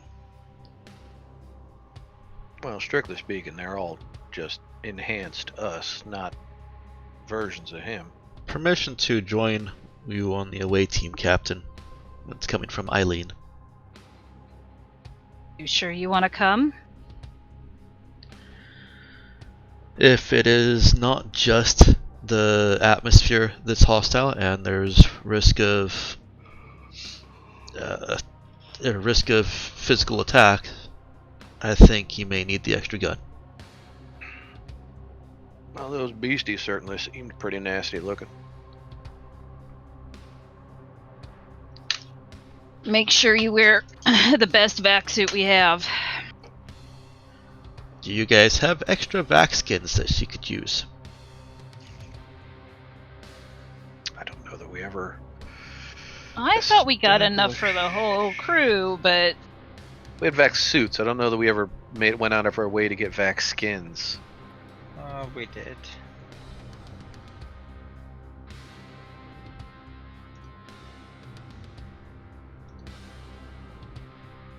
Remember, it was on the shopping list. Well, we don't have it listed on ship inventory.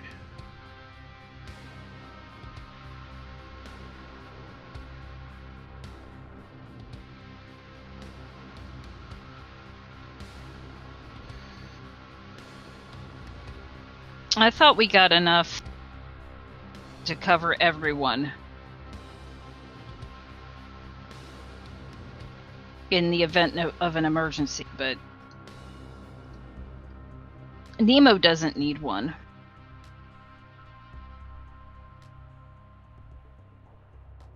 You also got a couple more from your prisoners. Yep. Were they wearing vac skins or vac suits? Joey and Taryn were actually equipped with vac skin, yeah. And those are self-adjusting, right? Yeah. To a certain extent. Okay. You get used to the chafing.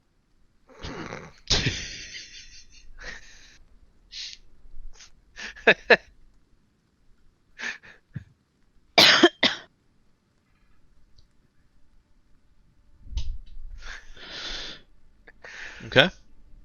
So Eileen gets geared up in vac skin.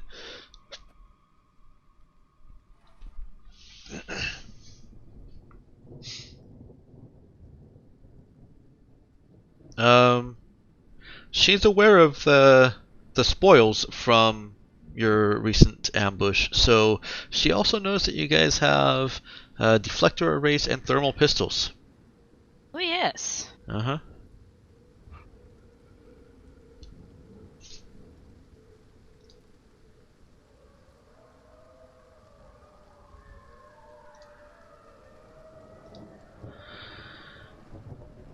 Let's see.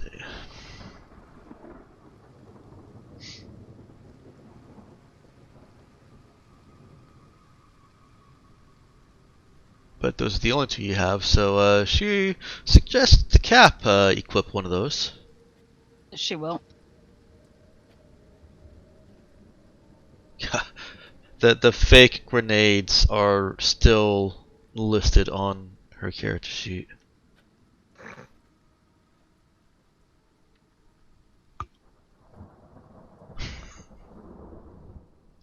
Okay.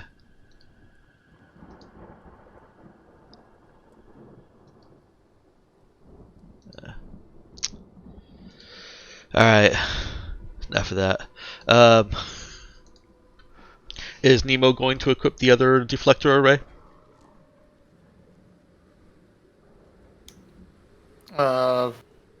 What does that actually do mechanically?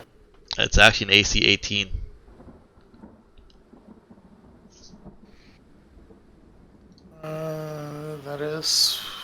That's better than my current AC.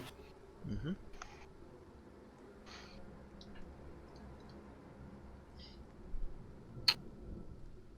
So do I wear that instead of body armor then, or how does that work? Yeah, you would wear that instead of the body armor. It is Oddly enough, it's considered street armor, but the deflector array consists of several force field nodes worn beneath ordinary clothing. It's an invisible shield. You guys actually saw it flaring when you were trying to shoot at Joey and Taryn.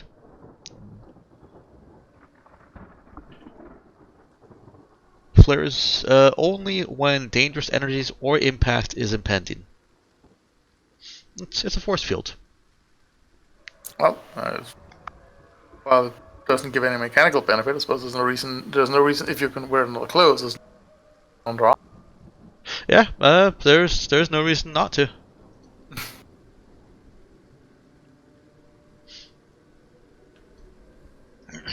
So yeah, if no one else is using it, then we'll equip it. Okay. We'll All right. And what are you taking to go down to the planet? The cargo lighter. Okay.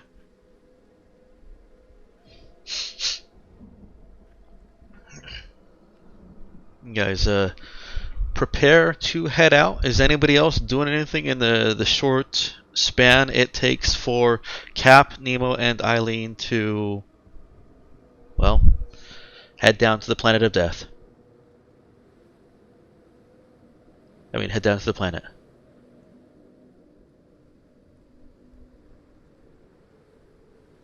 I'll take silence as a no, unless people are just having difficulty getting through. No, I don't think so. Hugo's if it's just focusing a on his. short period of time, then no. And you were saying, Ben? Hugo's just finishing up his. Well, not finishing up. He's carrying on with his vending machine. Okay. All right, Cap, Nemo, and Eileen hop into the cargo lighter and start descending to the planet. The two that are susceptible at some level or not to the toxins and allergens have vac skins, which will protect them unless, of course, there's any kind of suit tear. And suit tears aren't just, oh no, I got shot, suit tear. They take quite a lot more than that. Because they would they're self-sealing to a degree, right? Yes, they're self-sealing and self-repairing. That's why you have specialized weapons for suit tearing. Yeah, there are specialized weapons specifically to tear suits.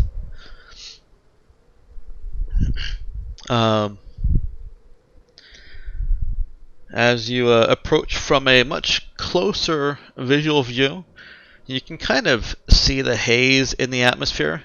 It looks like it would look going down into a smoggy city. Just a little bit more color to it instead of just, well, actually, no, I guess smog is kind of brownish too. So from a more visual vantage point and with the light reflecting off of it, you can see where the haze of toxins and allergens kind of floats up from the tree line and covers the surface of the planet. The coordinates that the flare seem to indicate, there are a couple of small areas where you could set the cargo lighter down. It doesn't look like you were being directed to any real reasonable landing place. But of course, when you took the Raza down, you just kind of said, fuck trees, and squished them. Yeah. Hugo did a little bit of wiggle so that you weren't impaling yourselves, you were actually knocking them over. Don't have that ability in a cargo lighter. Right. So it takes a little bit longer to find a place nearby, as near to the coordinates as you can, to land, and it's not going to be immediately close to those coordinates. Are you still committing? Yep. Okay. Cap takes the lighter down. You look outside at the planet floor. It looks like jungle. There's perhaps a little bit more color than I think any of us would be visualizing just from the word jungle. There's a little bit more red streaking and certainly quite a lot of yellow. You don't see any eyes peering out at you.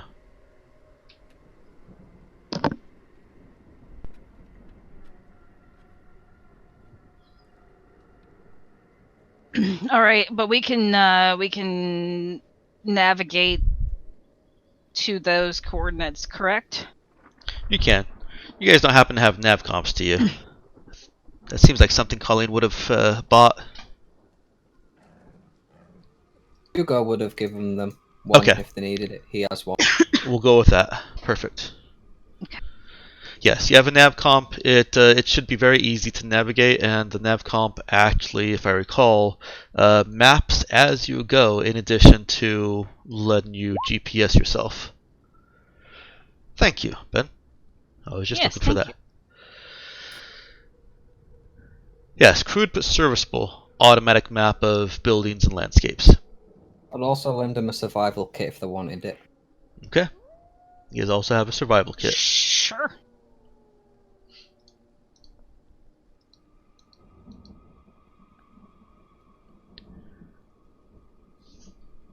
You hear the call of creatures near and far.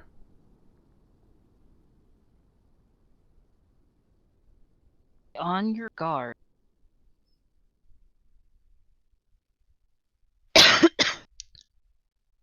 Cap will have her weapons drawn Okay. and be ready for fighting. Okay.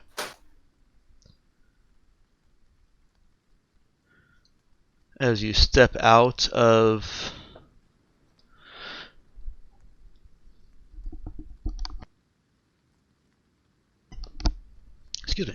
as you step out of the cargo lighter and get your bearings, aim yourself in the direction of the coordinates, you hear off in the distance, and you'd swear you can feel it also, a deep, massive, guttural bellow.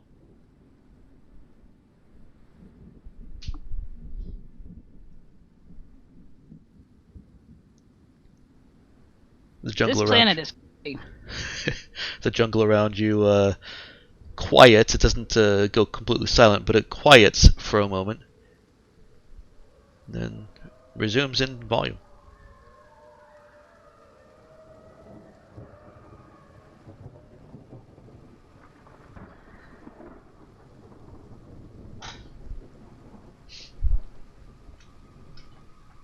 Eileen concurs with Cap.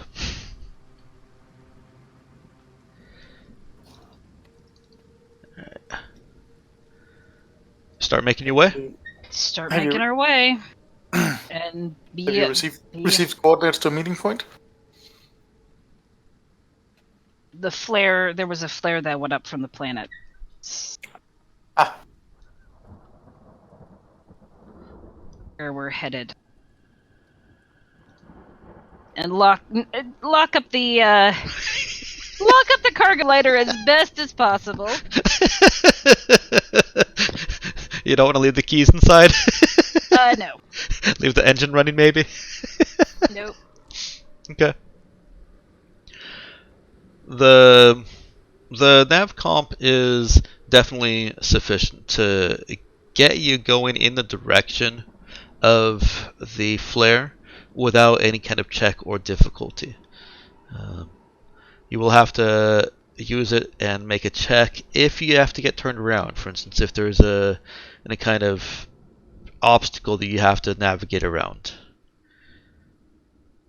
There are no real trails going through this jungle, except perhaps small trails under undergrowth that look like they're used for small prey animals. Or small predatory animals as well.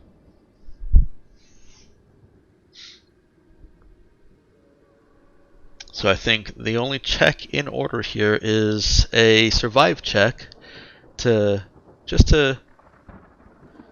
not to see how well you navigate, but to see how well you traverse. So, to see how well we survive.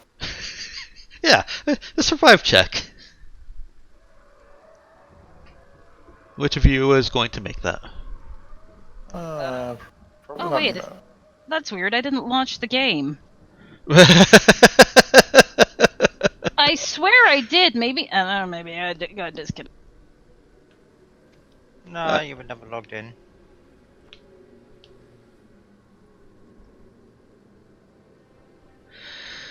Is it Depending on what wisdom survive? Survive plus what? It is I wisdom. think Nemo should. Depends on survive plus what, because my survive is -1. Oh, It I is thought wisdom. you said you had survive +1. Nope, but depending What on, does Eileen have? I can get to a total of +1 depending on what stat we use. This is not a skill that's in Eileen's kind of background, Repertoire. so she's got no bonus to it. But if you need someone kidnapped, So what's that? What stat would it be? Wisdom.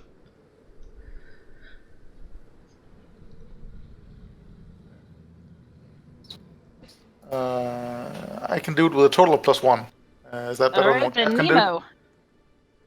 Okay, I was going to do this anyway for the notice bonus, so activate processing for the day to activate neural processor, switch to the will persona for the wisdom bonus.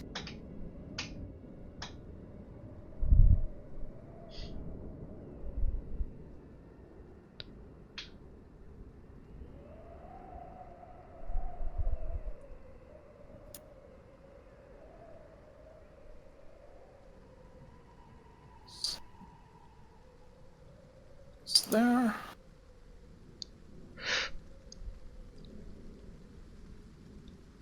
And survive wisdom.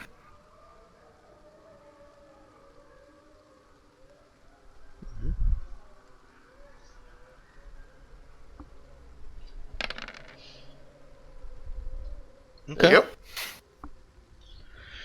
There you Nemo attunes himself to the planet well enough that you don't really seem to be in any grave danger.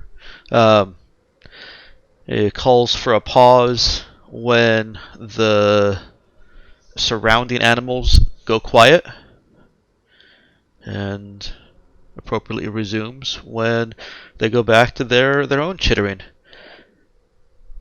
By the way, I think the nav computer makes some assumptions. I mean, I have a GPS on my phone, and I've totally gotten lost. I've totally gotten lost on a world that has GPS satellites. Yes. The reason that I say it's not requiring a check to get yourself in that direction is because at this point you are literally just going in a straight line from one point to another. Yes. There's nothing to navigate around. If you have to navigate around anything, then yeah, you'll have to start making sure you don't get lost. Right. But for a straight line, I don't think that there's any risk. No, I agree entirely. It was mostly just the line in the description of the navcomp that says that a character with a navcomp will never get lost on a world with GPS satellites. Oh, well, I see what you're saying. Yeah, I know. I'm perfectly capable of getting lost, even with... Yep. So am I. I have definitely done so before. I'm pretty Yeah. sure this world has Mike GPS is satellites. exceedingly skilled at getting lost. Yeah, I'll have my cell phone out and looking at it as I'm walking to a place. I'm like, why is the distance getting longer? Oh, turn it around. Go the other way. You do hear the sounds of beastly battle. more distant from you, but it's one of those things that causes the local chittering to quiet down. You hear the howl and scream and crunching sometimes, the shake of the canopy above you as something fairly large is slamming against a tree farther away. And then quiet. And then the chittering resumes. Nemo does also manage to avoid a couple of, well, they just look like watermelons. Closer inspection, they're watermelons that have stretched, taut, and brittle-looking faces and tiny little arms that have puffed up. More of those little corpse bombs. Yeah, let's avoid those. You're walking for some time. What's going on up at the ship? Hugo still working on the vending machine? I think at this point he'd be curious himself, and he'd be trying to work out the communications panel in the bridge and figure out how do you scan for other ships. Okay. And pushing buttons. Well, where is Colleen? She may be able to help with that. She's in the med bay having a chat with the Okay. person in the med bay. You did say that. I'll get back to that in just a second. What is Dude doing? Oh, Dude's working, right. Yeah, dude's just doing his job. Dude is full on busy. Mm-hmm. Alright. Let's let Hugo have a go at the comm station. What is he trying to do? First he's trying to get it to go to like the local like area thing where it's like the local radar, so I can see like his ship and then Starbase. Well, sorry, Ship of Idiots. Ship of idiots. And then, Okay. then he's just got to try and find the button where it like zooms out or something, so he can like see further afield. I'm trying to see if there's any other ships that he can see. Is he shouting enhance at the screen? Well, not really. He's not trying to enhance, is he? He's trying to de-hands. Reverse hands. Okay. He's trying to reverse Presumably that works the same way. Of course, yeah. And of course, the surrounding area gets clearer as you zoom out. Mm-hmm. Okay. So that's what he's doing currently, making sure with Cap going down to that planet that no reinforcements are arriving. okay.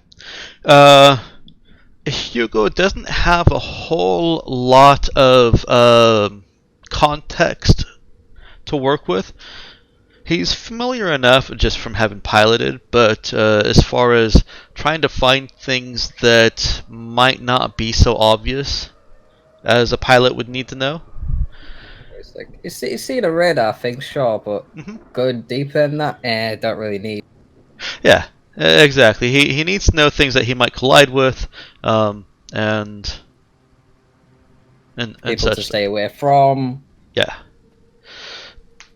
So he's able to see that that Starbase and Ship of Idiots and the planet that you're in orbit above are the only stellar objects at this certain level of zoom. He zooms out farther, and he can include. We'll say it's close enough. He can include Kalia in that. Going any further out, and he loses Starbase and the Raza. But he can go even farther and get the sun. It'll keep it somewhat local enough to see Ship of Idiots and. Okay. All right. But once he's had a quick little check just to put his mind at ease, Then I'll just go back to the vending machine and carry on with that. Okay. All right. To the medbay with Colleen and the prisoner. In what shape is the prisoner currently in? She's stable and she's recovering. She appears to be asleep right now.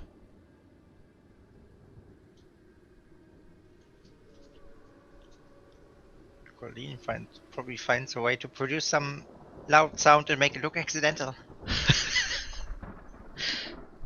She Just knock over the scalpels tray.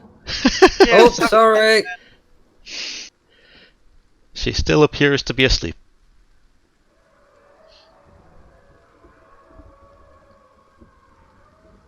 Give her drugs for that.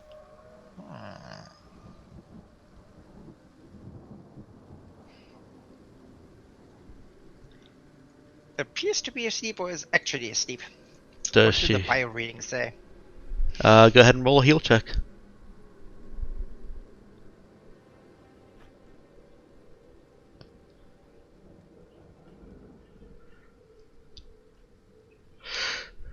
Do I get my +1 for that? Yes.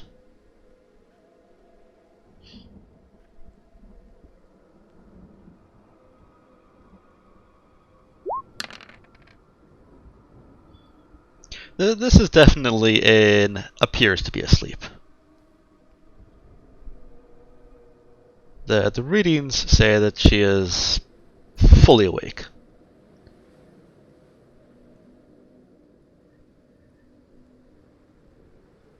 Hi there. You know you're hooked up to the monitor, right? Yes. Which tells me that you're not really sleeping? Okay. Which begs the question, why are you? Nothing else to do. I'm strapped to bed. You know I could find you something to read or watch. You have no idea the movie collection we have. It's terrible, but some really old stuff. That would be nice. And she opens her eyes, looks over at Colleen. Yeah, I'm sure Colleen can arrange a monitor. Do we by any chance have the Island of Dr. Moreau? The usual version.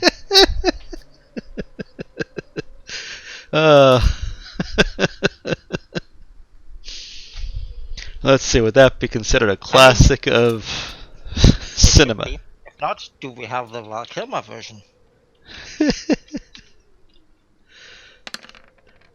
You have the Islands of Dr. Moreau.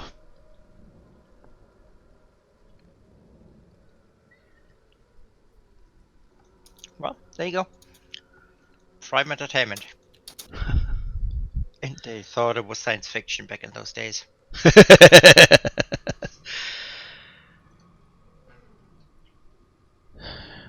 You are the kid I have to thank for my life. Well, kinda. Well, thank you then. Wait, technically yes. Yes, you do have to thank me because I'm one ahead. Because I made the holes, I fixed the holes, but you also had the fungus that was gonna kill you. And I fixed that too. You also shot me. Well, I didn't want to, but you were kinda shooting at the rest of the crew. Captain says Raza take no prisoners. Shoot until they're dead. She shrugs a little bit.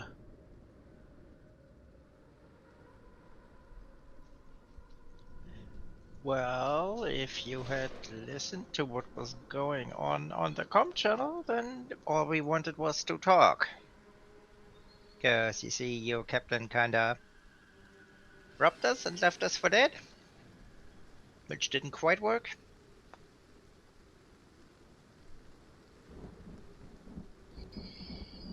Yes, I don't pay attention.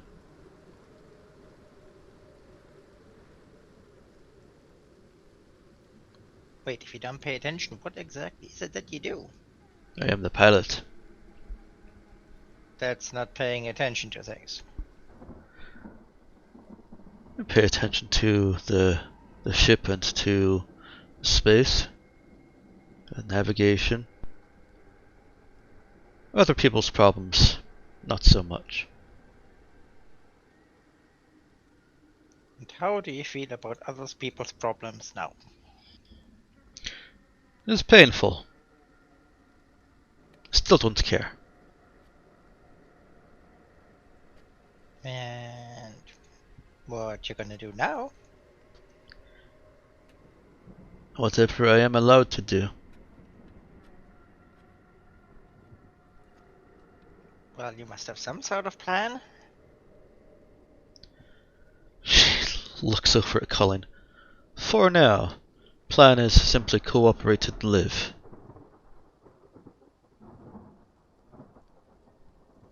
Alright, have you considered making plans beyond that?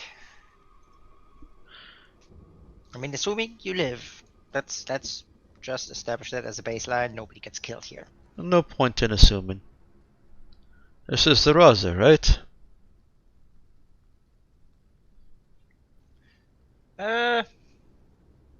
Not at this particular moment. Hmm. Crap, what is our name again? No point in assuming. Look, if this was Raza, you'd already be dead. Do you have any idea how close you were to bleeding out? Yeah. I guess it was a good shot. Almost. Would have been better shot, I would not be talking to you. You should work on that. For some reason I feel vaguely insulted, but I can't put my finger on it.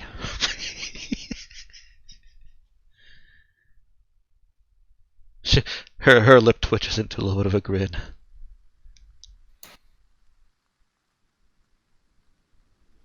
No, it's okay. Thank you for patching me up. What infection did you say?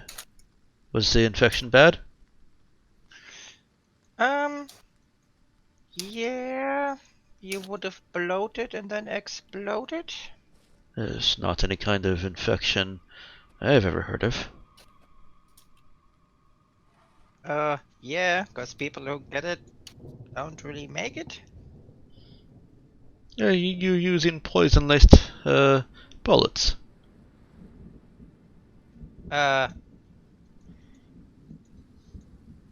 You know I reprogrammed your ship to be called Ship of Idiots for reasons, right?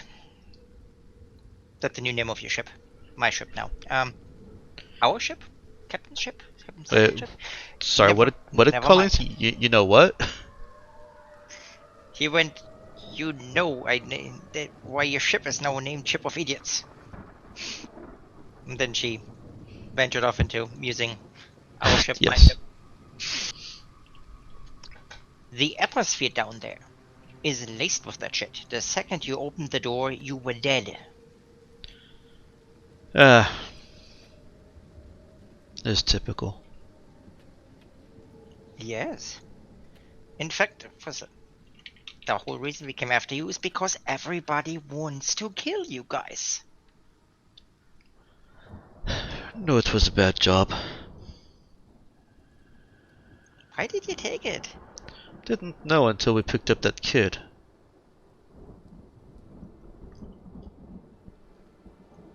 Wait, which kid? The student, the one who goes on about the Trin and some Audrima.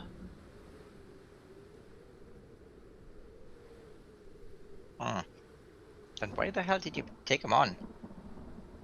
Cap says we need someone who speaks the language. I ask what language? He doesn't tell me. I fly to the next place, I find out he speaks Trin.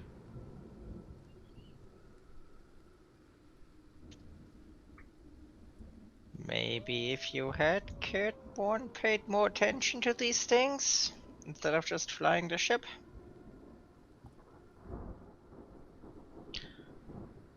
Does it matter? Mercenaries and the pirates who are dishonest don't tell you the truth of where you're going anyways.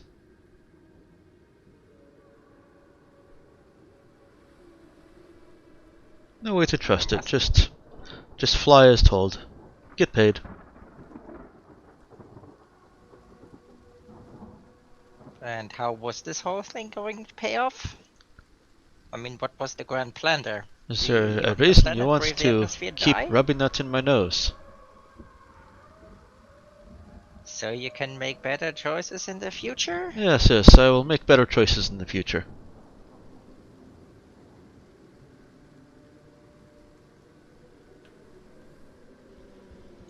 You don't have to convince me, would you not? What movie did you say you were going to put on?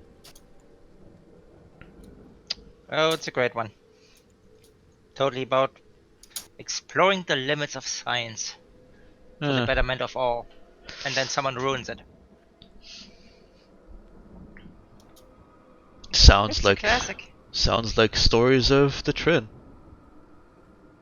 Why does that sound like Colleen's going to put Frankenstein on?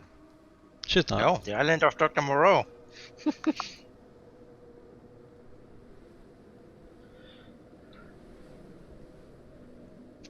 Well, if you need anything, let me know. I'll be working over there. Please don't try to escape or anything like that. She kind of mockingly, it's either mockingly or half-heartedly struggles against her bonds. Can't escape. Bond's too strong. Put on movie. Well, there you go. Colleen puts on the movie and then actually goes to work on some blood samples she recently acquired. Blood sample or flesh sample? Both. Okay. So Cap she's shavings. okay. Cap shavings. Capsules. I gotta say though, that really does sound like how Colleen would describe the plot of Frankenstein. Someone working to better science, and then someone else ruins it. It's the same with the island of Dr. Moreau. I know it is the same story. I get it. There is in-game chatter directed at you in Discord.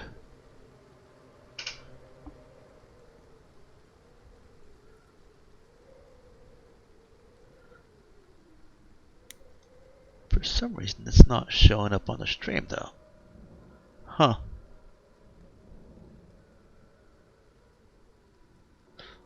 Can't be because it's too long. No, very it's very certain not to do that. It just cuts off if it's too long. Yeah, I know.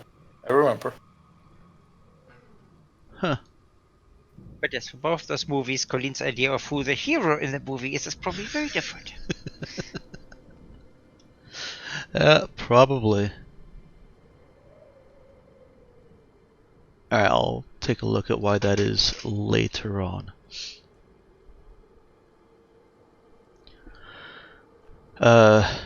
Emma?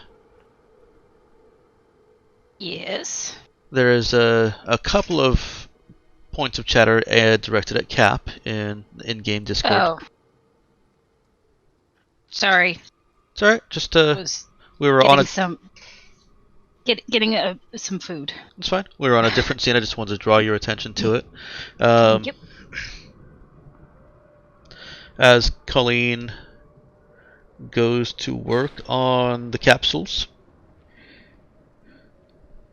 Karina just watches the movie.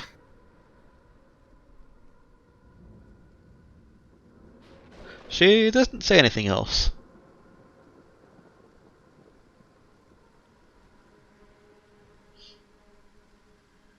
That's fine. That's prime entertainment.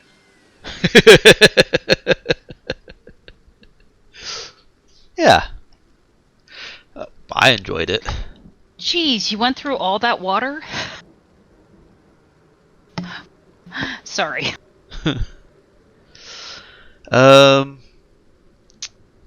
Hugo's working on vending machine. Dude is continuing to get that fuel bunker uninstalled. Most technical parts of this process are now completed. Chishen has gone back to the ship to basically to have lunch, and she'll return for the technical side of getting it installed on the Raza. Actually, after lunch she'll start preparing the cargo space on the Raza where you guys want it to receive it and start laying out the tubes. So she's preparing stuff on the Raza while Dude is continuing to, unless he wants to leave Castan and Vander to coordinate themselves, but Dude is basically just overseeing and helping out with a little bit of the physical labor of getting it moved safely without bumping into things. No, Yeah. that fits in fine with his plan. Okay. He's not a slave driver, so. Okay. Down on the planet,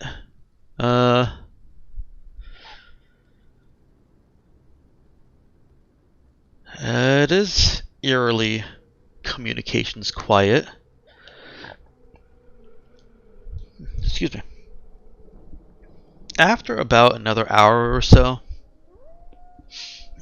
you hear Nemo's all wisdomed out for the notice checks, and I believe Cap actually has noticed. So you hear a different type of rustling. You've been hearing the critters rustling, and some of the larger sounding things actually seem to be getting closer. I can't possibly mimic the sound, but the raptor sound from all the Jurassic Park movies is repeating closer and closer to you.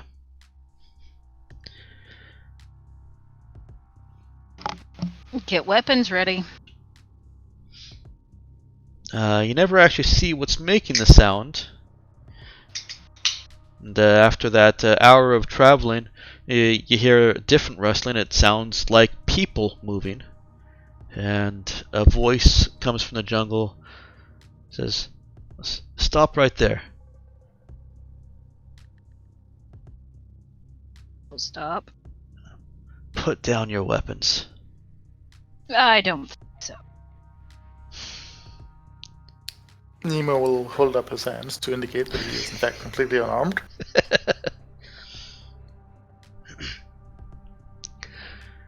"Put down your weapons. I don't want you drawing any of the wildlife."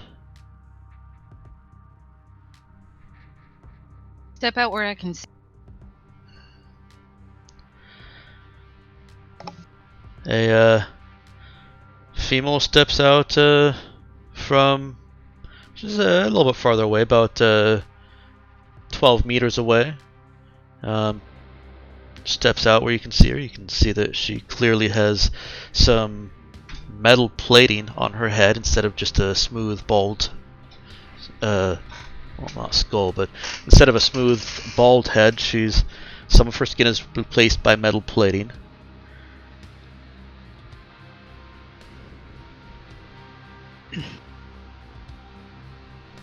It's very dangerous down here. I know you know that. We figured that out on our first trip down. Unfortunate for the other ship. Well, they're mostly alive. I don't care about them. I want the ship. To get off the planet? To go anywhere. What do you want for it? Information. It's not safe to talk here. Follow me to my camp. Kappa? And Can I roll a witness notice on her Mhm. on Actually, the, can I do? I was gonna say, can I do the same as well? yes.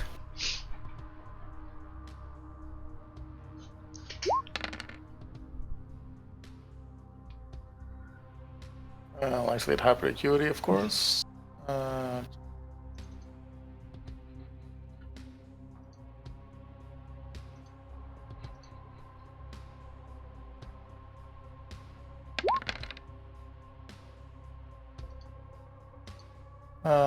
No one's to reroll, so we'll just turn that into an 8.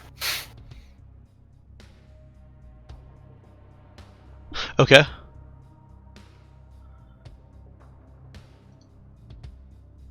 Huh. Damn it. There we go.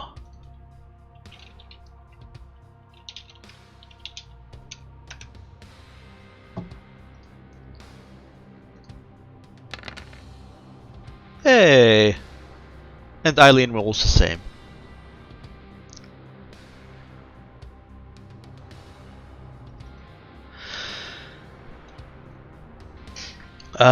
None of you pick out anything that seems like she's got malicious intent.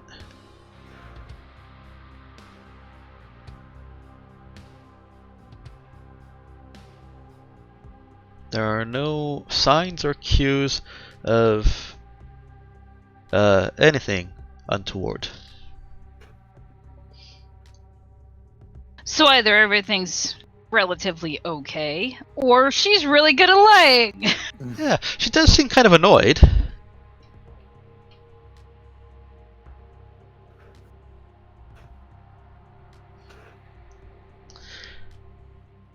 Do you follow? Yep. Alright. Yep. She stops you and raises a finger to her lips a couple of times. Those instances match what Nemo was successfully navigating you guys. She's just perhaps a little bit quicker about it, noticing things that Nemo hadn't picked up on as precursors to the things he did pick up on. Basically, she's just better at it than him, having, lived here. But after about another 20 minutes of travel, you start to smell something absolutely abhorrent. And it smells of fermented rotten meat mixed with soil.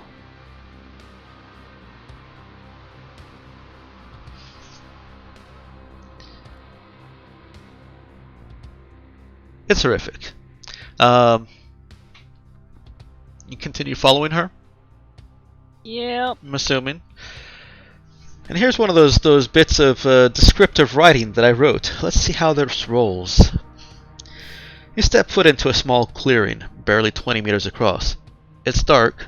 The canopy above blots most of the light from Panjati Varul, and the ground is covered with a thick, rubbery mat. One edge of the camp is occupied by a handful of ground vehicles aimed towards an outbound trail, and the other edges are covered with rolled furs. At the center is a small open area beside a ramshackle collection of tools and benches surrounding an open fire.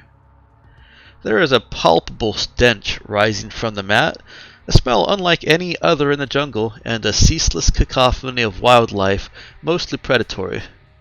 But the Trin at their workstations and Trin kids attentively listening to a pair of what look like older Trin don't seem to notice either. They do all notice you guys, though. Yeah, that just seemed weird. Yeah, I don't really like Cap. the descriptive block in the middle of. Yeah, I Sounded don't like think you were just phoning it in. It's I out don't of think we place. can do that again. Yeah. Thanks, Mel. You Was the asked. writing at least good? Yeah. Yeah, that's fine. It's just It's just out of place in such a free-form RP environment. It feels out of place to just suddenly go into a narrator mode. Yeah, and it still sounded like reading written. Yeah, It didn't sound like you talking. yeah. I said he was phoning it in. I'll find a different way to give you guys a little bit more description. One of the other things that I've seen people do is the 5 senses. yeah, that would work much better just writing it Yeah. or posting it as a handout. Oh yeah, absolutely that. Like I did with Rain Lalotti. Mm-hmm. Okay. But well, you Yeah, earlier it was the writing itself was fun. you specifically asked if there was something we wanted to see more or less of. So there you go. That's something you want to see less of. Well, something I want to hear less of. I don't mind reading more of it. Fair enough. All right, Emma, you had a response or a reaction from Cap as you approached the camp. She's gonna ask. Try to ask discreetly. What is that smell? She motions with her eyes down towards the black mat. Would Cap even smell it? Is she not vac suited? The smell strong enough to get through the vac suit. That would Yeah. be spectacular. It's breathable. And dangerous. Yeah. The vac suit is not filtering this out as being toxic. It's just unpleasant.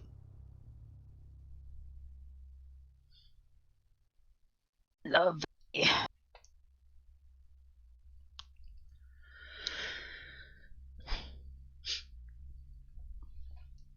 After a moment, she continues to lead you across this mat to a small group of furs where there are a couple of other Trin sitting and talking amongst each other. As you continue across the mat, the children that were paying attention to the elderly Trin go back to doing so.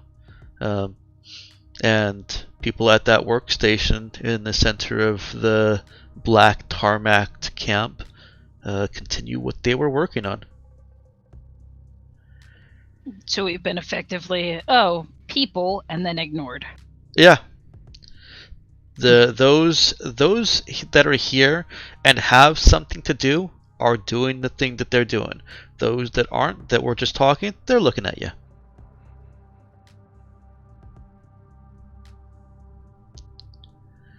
I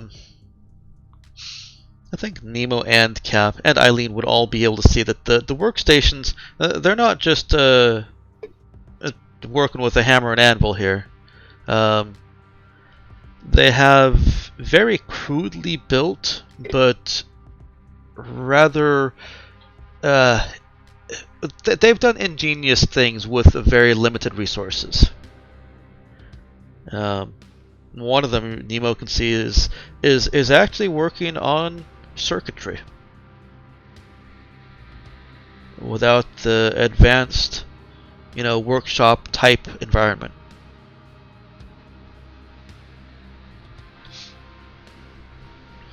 The 3 Trin that are hanging out at one edge of the mat stand up as 4 of you approach. And hang on real quick.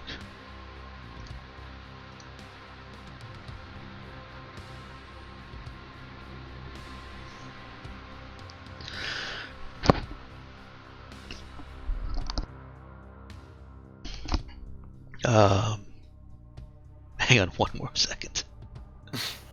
Sorry. That's what I thought. Jeez, Mike. There we go. Here's my name list. Uh,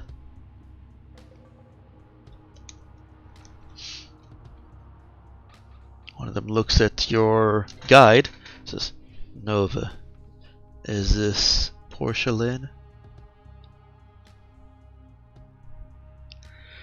And she nods and steps aside in deference. A man steps forward.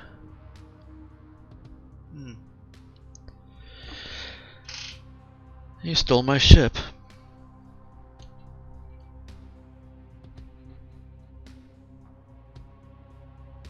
The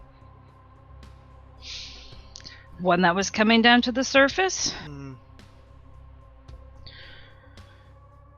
Yes. I'd like it back. What do you want for it? Information. Yes. Nova said as much. What information do you want?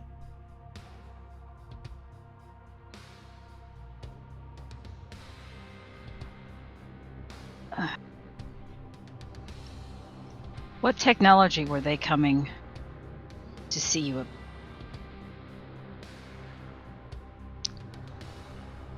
What the universe at large has dubbed Maltech, I assume. That's the only reason anybody comes here.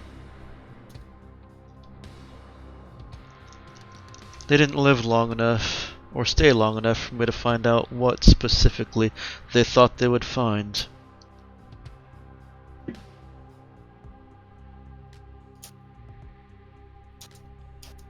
What about devices that help return memories? The QED. She nods. Nemo, go ahead and roll me a notice check.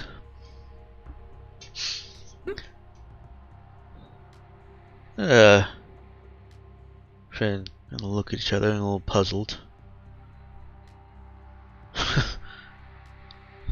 Yes.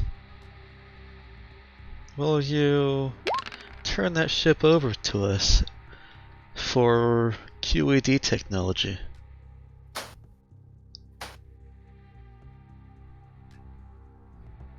There you go. Uh-huh.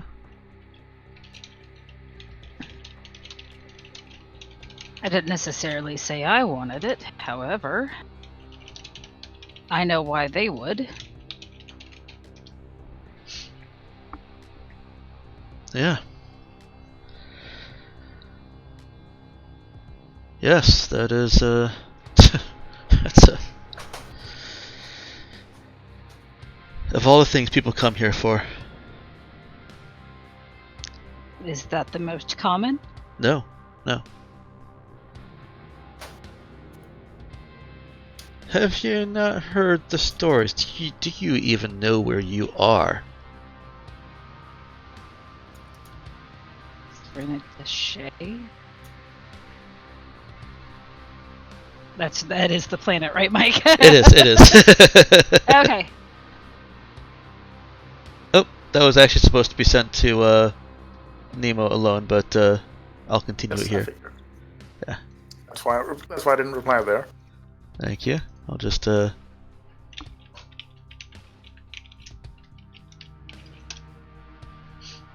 fixed. Nobody can see it now.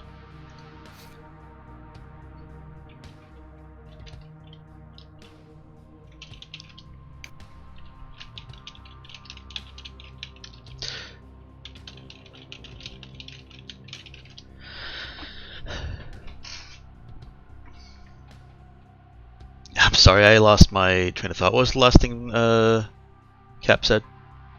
She named the planet. Okay. Kind of sneers and chuckles at the same time. Yes, Trinita Shade.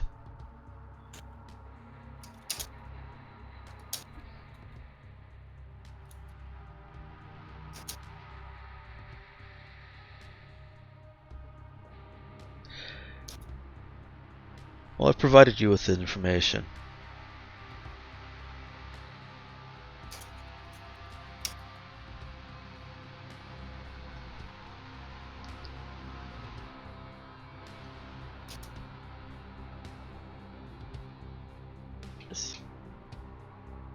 Um, You might be breaking up a little bit, Emma. Oh, I was kind of musing under my breath. I was thinking out loud. Okay. And there's also an in-game aimed at Cap.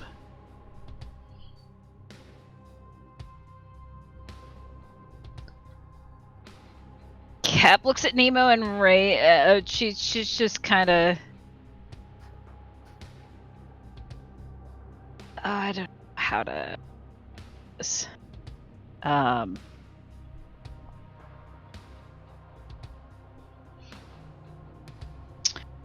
Acknowledge Nemo.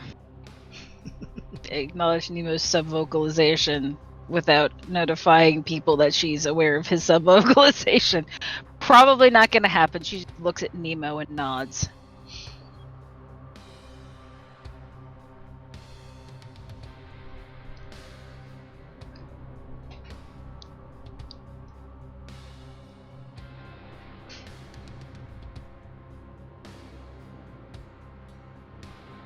He looks at them expectantly. Where will you go? Does that matter to you? Yes. I've heard stories of Portia Lynn. Stories have you heard? The great terror of the Raza.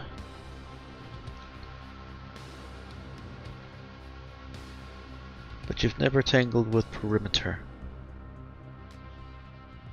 You don't appear to be particularly terrified at this moment. He looks around. What is there left to be terrified of?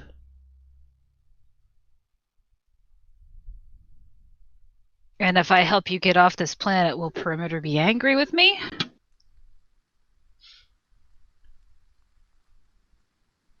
Probably. Can't be any worse than the rest of them. Mere puppies, I'm sure.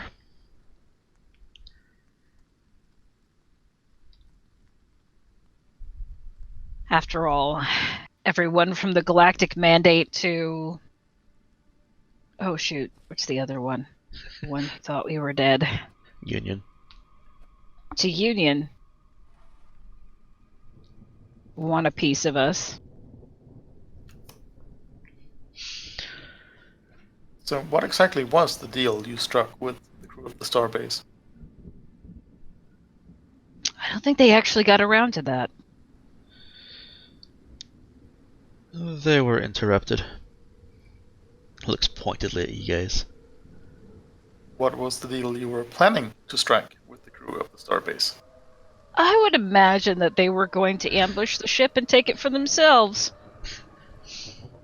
The one that you've been speaking to lifts an eyebrow and nods.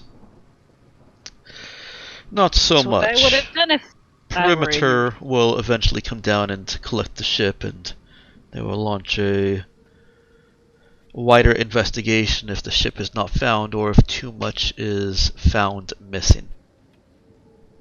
But if you weren't planning on dealing fairly with the crew of the Starbase, what reason do we have to believe that you will deal fairly with us? Because you have something I want more. You have a starship in orbit that hasn't been attacked by Perimeter yet.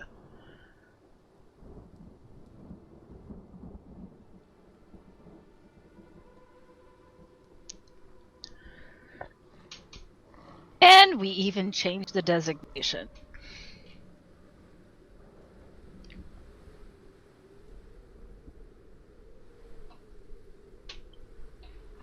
I asked you to name a price, and you said simply information. It's information I don't have.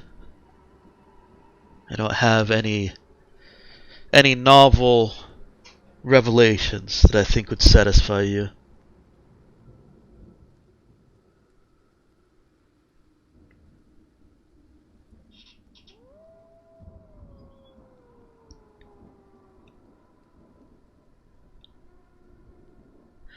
Name a new price. Cap knows we have a QED, right? I don't think so. I don't think Colleen has actually identified what she has to anyone yet. Nick?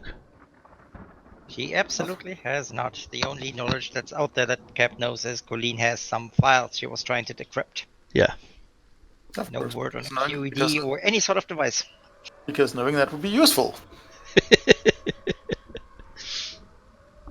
um, the scout that She looks thoughtful. the guy that brought you here catches the man's attention, and they look at each other and look apart, and then he kind of nods thoughtfully as well. Cap looks at them. Care to share? Can I make another wits observation just to look very closely to see if there's any sort of hint that of eye or facial movement, or if this Nemo's basically trying to figure out if it's some kind of extremely subtle body language or flat out telepathy or that's going on. He can try and roll. It would still be a notice check, but I'll allow you to take advantage of the various human interaction. Well, you already have been, so yeah, it is a human interaction. Yep. So wits notice. Wits notice. Correct. Actually, And before you roll, as for this one, I'll let you do intelligence notice if you prefer. well, too late. I already rolled it, and also the answer is no. I don't prefer that because then I have to switch. Then I have to switch I thought over so, for yeah. the same bonus. Okay. And also, Nemo is at this point he is not looking to attempt making any attempt to actually decipher a message, just to see if there is anything that actually indicate how a message is being transmitted. What he can see is from the way their eyes lock, and even if their head shifts, their eyes remain locked. At least as much as they can, given their constraints. There's some kind of communication internal. The best analogy would probably be laser communication. Right. Optic communication. So, yeah, nothing. But nothing going on body language wise that could be some form of sign language or anything like that. No. Okay. Excellent.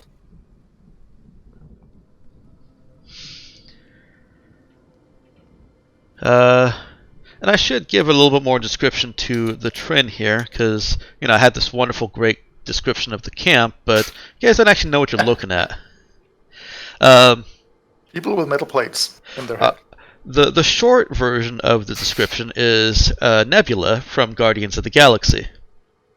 Right. So they're blue? They are So blue shades people. of blue and not black, but shades of blue and darker blue that go almost to black, as well as a little bit of steely grays in there, steely Alright, blues. So, yeah, I see. Nebula. Blue people with metal plates. Yeah, and I suppose that really would have been much more useful when you first saw them, but yeah. It's okay. They are all bald. And it doesn't look that they're not showing any signs of razor burn. And yeah, they have varying levels of cybernetic enhancement, some of which is visible to you. One of them has a functional cybernetic arm exposed. Like as in, there's no flesh on it.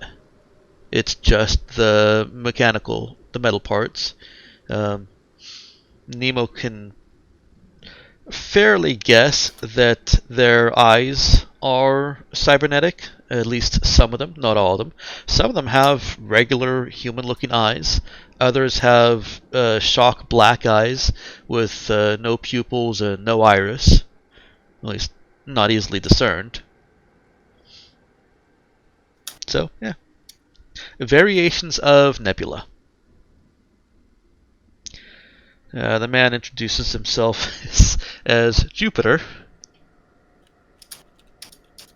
and says that my young companion here has suggested that perhaps a lesser trade.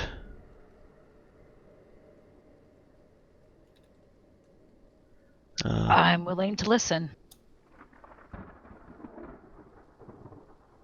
You name your price and take Nova with you. I don't even require you to, or I don't even ask you to give us a ship.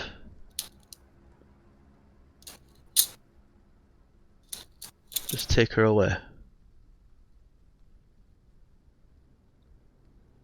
Start by informing us why you want her gone.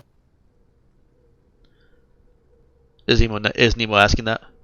Yes.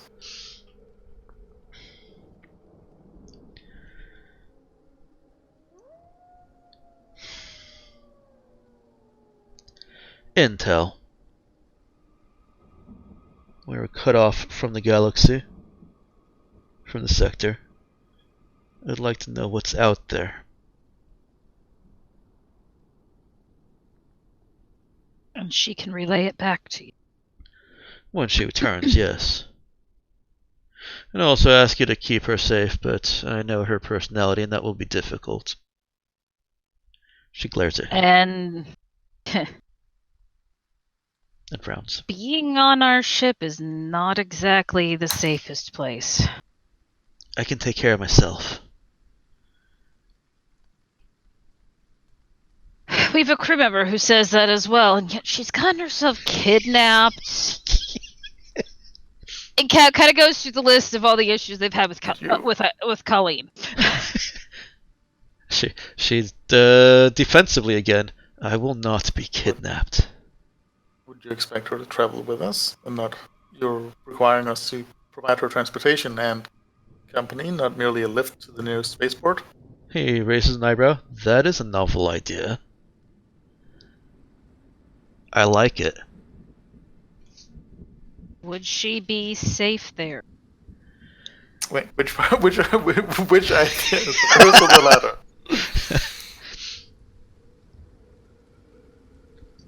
Yes. Take Nova on board. Have her travel with you. She'll make her way back.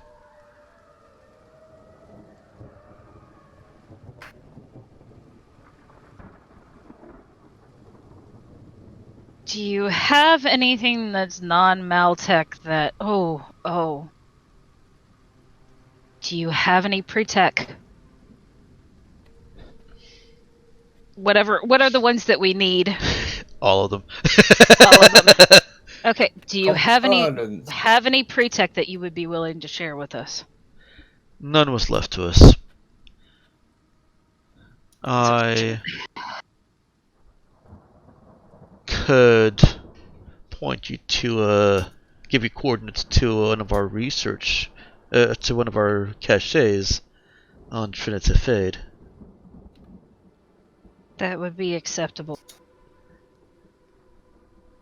Yeah.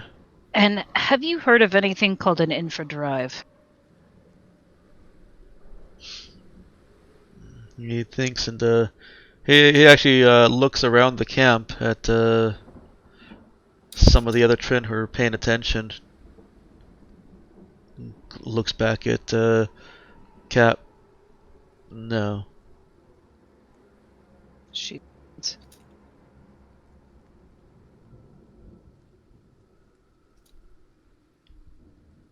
We'll make this deal.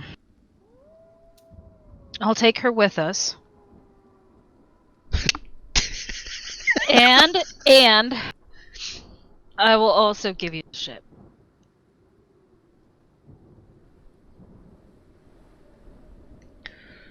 In exchange for the cachet. The ship is a greater risk. The other thing I can do with that is, well, already taking some salvage from it. We could easily destroy it. Seems like a waste.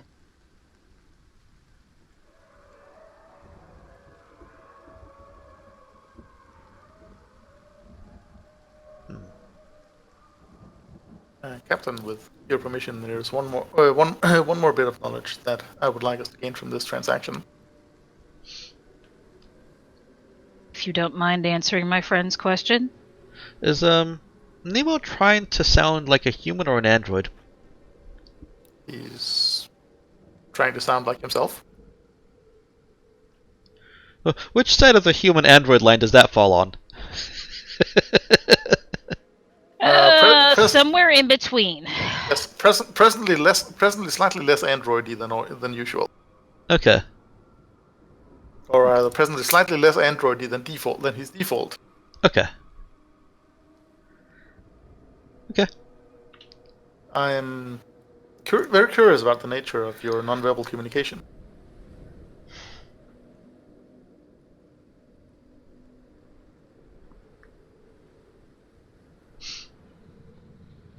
And what do you offer in exchange? To bring the person you wish on board our ship and take her across the galaxy. He looks over at the cap. As the captain just specified. That deal has already been made. Kinda has. I'm altering the deal. Pray that I don't alter it any further. Did he say that in character? No, he did not. Nemo does not quote Darth Vader in character.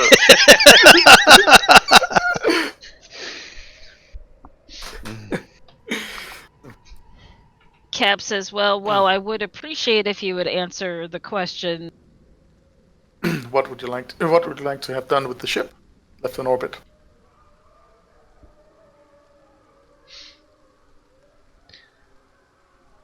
Could leave you the ship, or we can take it and sell it.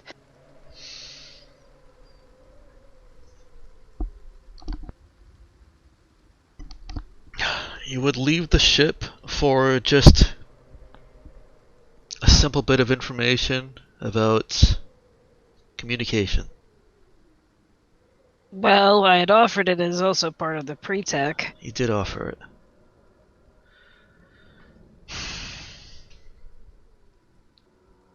If there's more than one research laboratory, perhaps you would be willing to share that information along with the answer to the question Mike crew member has asked. Oh, how terribly rude of me. I'm Nemo. It's a pleasure to meet you. Yes.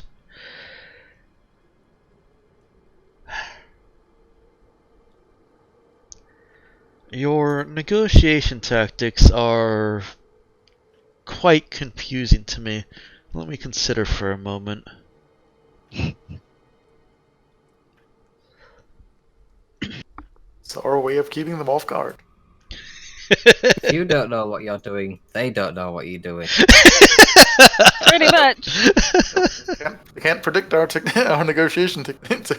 Our negotiation technique if we don't know it ourselves.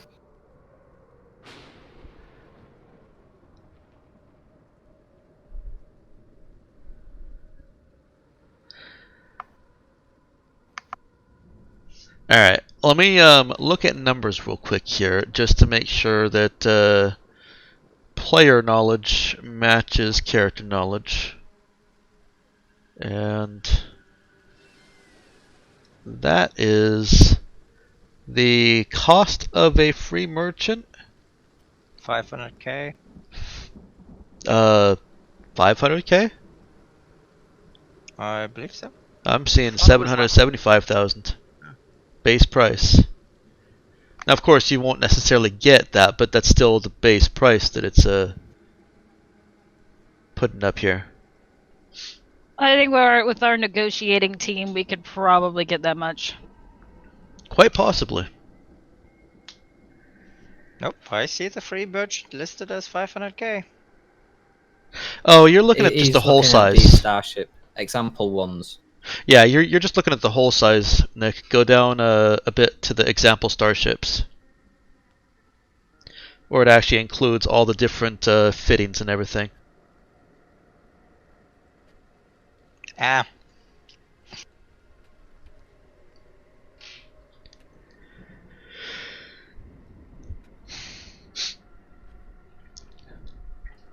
Um,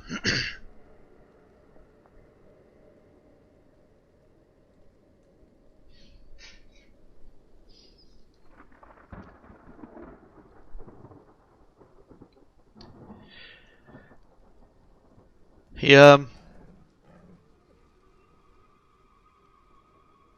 he nods. Yeah, it's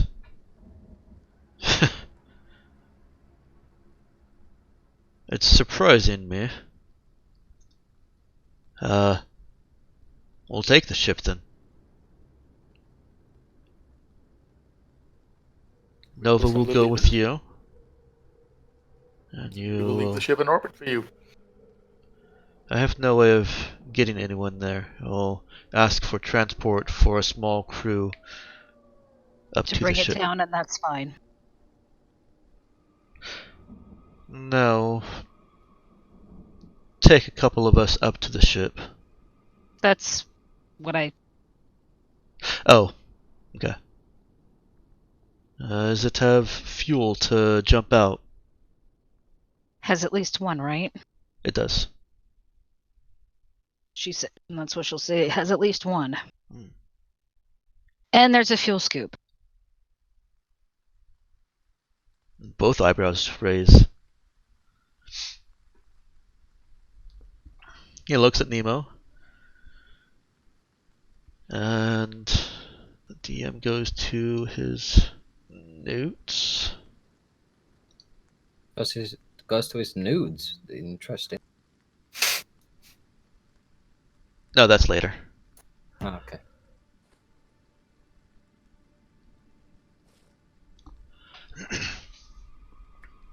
And he says it's simple ocular lasers amongst transmission amongst those of us that are equipped with enhanced eyes.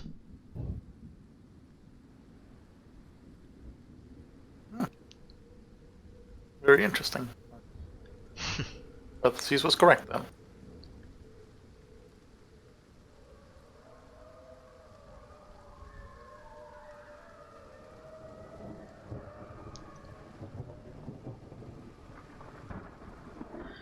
He eyes you both, all three, warily.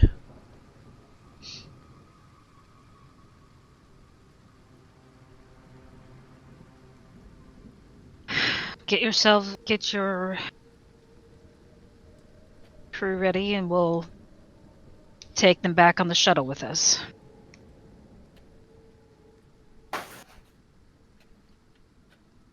Oh, actually, there's one more thing that you might consider. That you might consider sharing with us out of courtesy for the for the fine deals we've just struck. The local invasive fungus. I see you came down. You've equipped yourself better this time. Seeing how you're not currently dying from it, I suppose there is a more convenient way of dealing with it than exposing his ship to hard vacuum.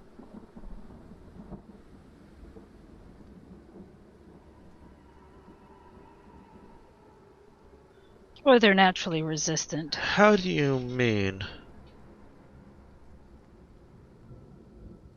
You're exposed to it here in the atmosphere, are you not? I mean, what has occurred on that ship? Has anyone died? Yes, but we've been dealing with it. There is no dealing with it. Simply treat the affected and don't rustle the dead. And if one of the dead was rustled, We know what happens. Okay.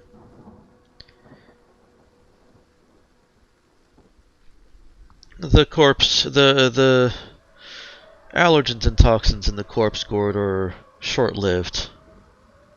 There's nothing else you need to do if any of them have popped on the ship. Any that haven't popped, stand clear, pop it, and wait 15 minutes. there is no lingering effect or chance of later infection as long as you're not present when the explosion happens. Do you want the detailed explanation or the simple? I'm sure the simple will suffice. The bacteria and viral bodies die quickly. Nothing, even in atmosphere, none of them survive without infiltrating another host body.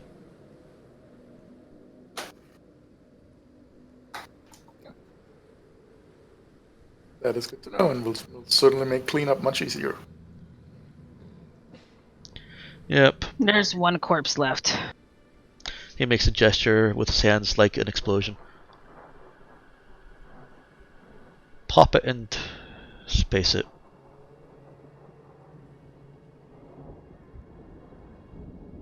Simplest way. Alright. I can handle that when we return to the ship, Captain. You're not wearing a space suit or skin. Why not? What makes you special? I'm expendable. You've been on this planet long enough, you're showing no signs. Have you Neither been do you. here before? Perhaps. What's that knowledge worth to you? You inquired about pre-tech. I don't have what you're looking for, but we do have cosmetics. I believe they were once quite the rage. Especially the Trin cosmetics. Captain, with your permission? She just kind of gestures for him to go ahead. I'm an artificial life form. Fascinating. He looks closer at Nemo. Of whose design?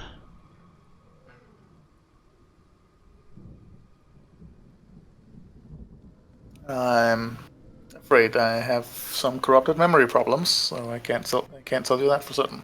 He looks at Nemo's forehead. Standard neural network?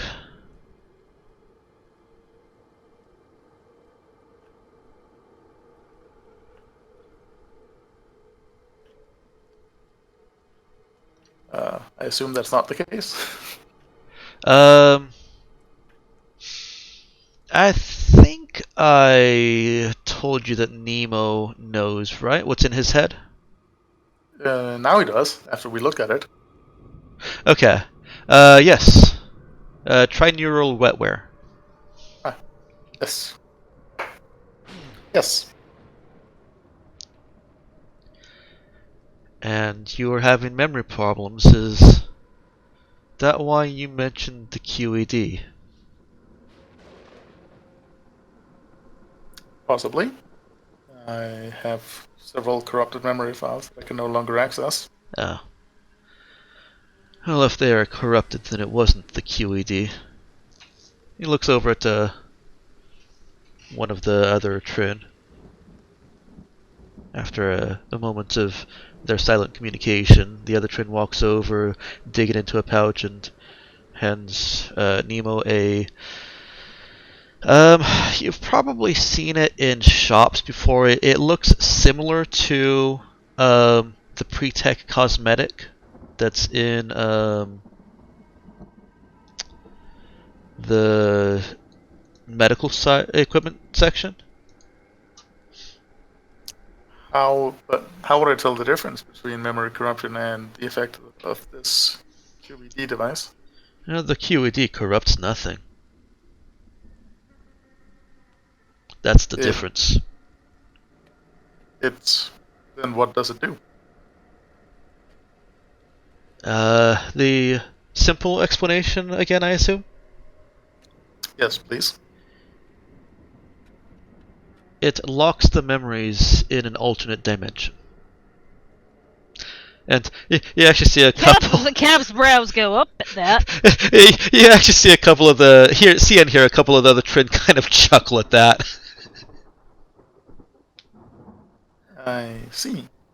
And is this process reversible in any way?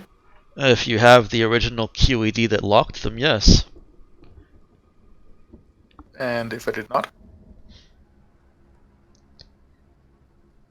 Would That- another QED be able to do it? No. Only the specific device responsible for the memory removal would be able to return it. Think of them like a memory locket. You can't get what's inside if you don't have it. And what if we had? If you have them, it's a fairly simple process to restore memories or to remove them from the locket or just take a peek inside. It's quite dangerous for you of lesser brains. Cap doesn't seem to take offense to that. Curious. But Thank you. doable. It isn't a guaranteed death. Merely very likely.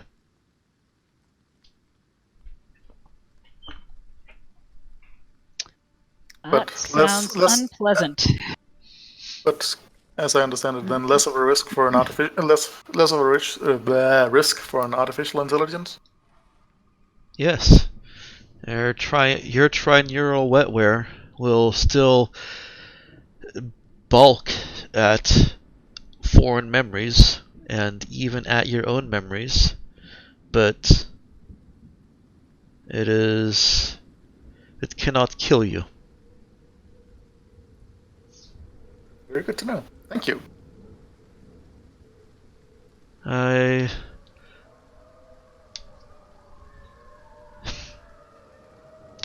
The girl that supposedly they're going to be sending with you is kind of glowering at both you guys and him. Do we? Should I add the pre-tech Trin cosmetic to Nemo's character to Nemo's inventory? No. You can go ahead and add a permanent cosmetic to Nemo's inventory, and then the ship when you transfer. He holds it out. As I said, it looks very much like a pre-tech cosmetic as far as you've seen in various shops and such. But it's obviously, the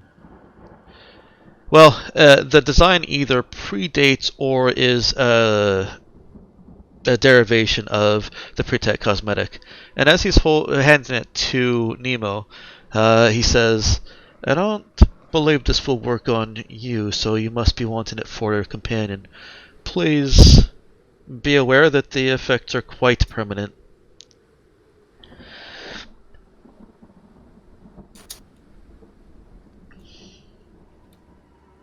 Duly noted. Thank you. Yeah. Motions in a circle with his finger, says it should describe what the effect is on the backside.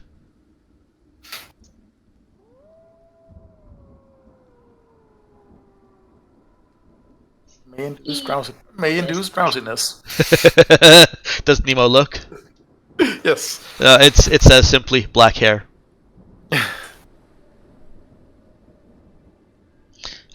Pre-tech cosmetics have, as is in their name, cosmetic effects that typically wear off. He's telling you that this is permanent. Right. I suppose that could work for an amusing practical joke on someone. Your hair is now black. Cap's hair is black anyway, so no point in that.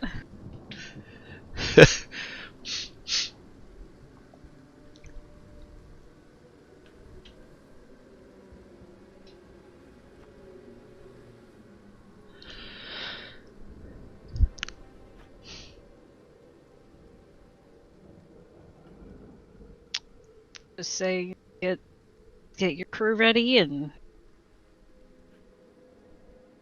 we'll get back to the shuttle and be on our way.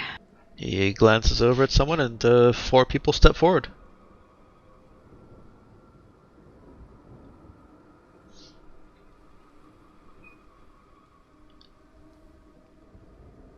Alrighty. He introduced himself as Jupiter, right? He did. Yes.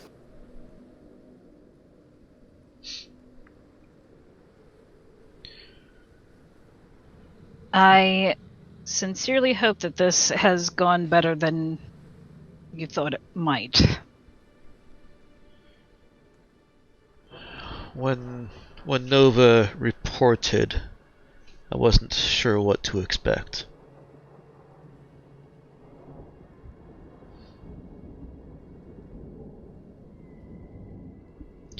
It was only Umbra over here who recognized that Porcelain is from the Raza crew. Are you Porcelain, then? Cap nods. I prefer to be called Cap, though.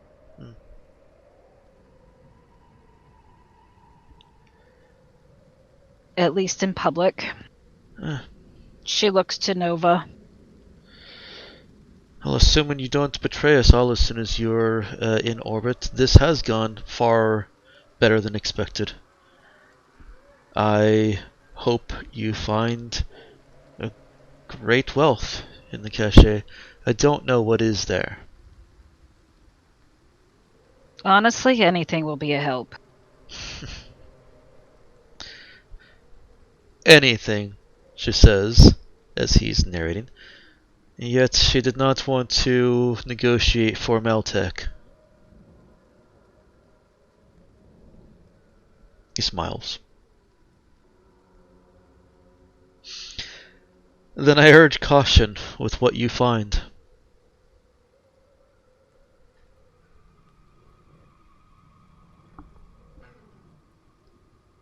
We will be careful. Please, just whatever you do find, don't bring it back here. Especially if you don't know what it is. Fair deal. He shakes his head. This has been very strange, Cap. I get that a lot these days.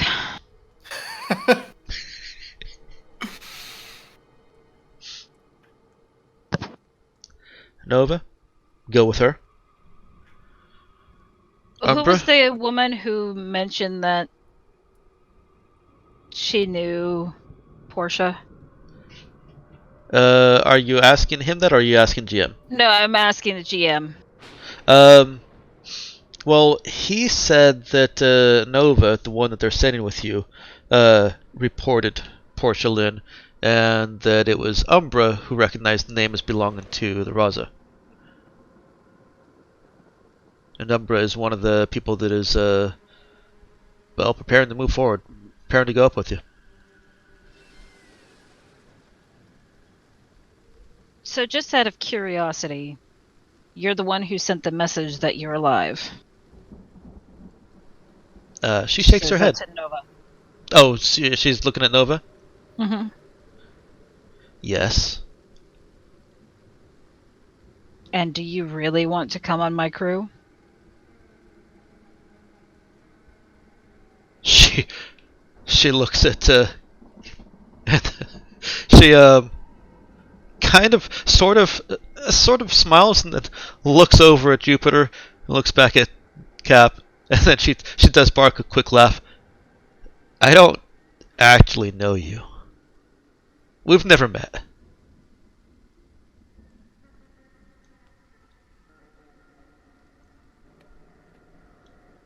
I didn't think I recognized that message, but Yeah. sometimes one never knows when. Well, I assume you know my reputation. Jupiter steps in to kind of to prevent Nova from saying anything else. It was effective It was. and communicated nothing to Perimeter.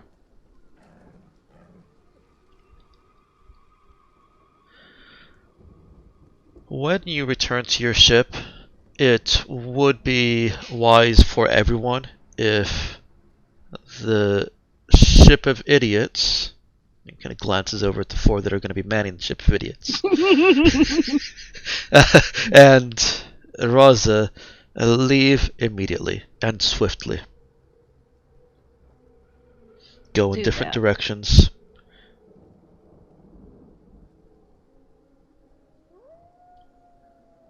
You do not want to be caught by Perimeter. Probably not. Unless they stick you on a planet like this. I'm sure they have more.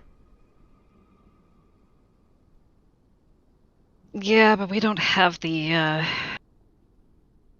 resources you have to survive. You get a I'm growl from Nova at that. She says, neither did we. Cap holds her hand up. I meant no insult. I admire your resilience. For the first time, you see Jupiter look a little bit less haughty and a little bit more concerned. He looks between Nova and Cap. She's aggressive, but she will follow your orders. And he looks very pointedly at Nova. In other words, you will follow her orders. Well, if she decides not to, there are planets she could be put on. She pinches her lips and Far shuts more... up.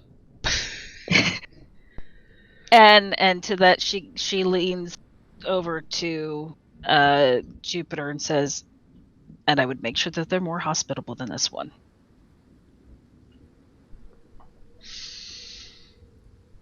That would be kind of you.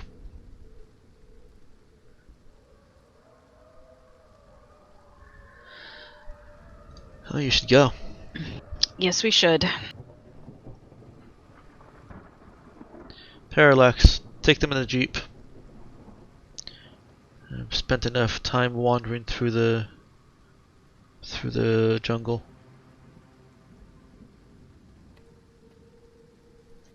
And Nova, under her breath, moves so slow.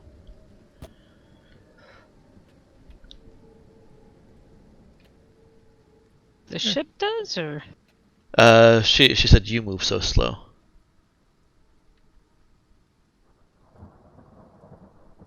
In reference to us? Yeah. Yes. I think she meant ours. Us moving through the jungle on foot. It was so slow. Yeah, well...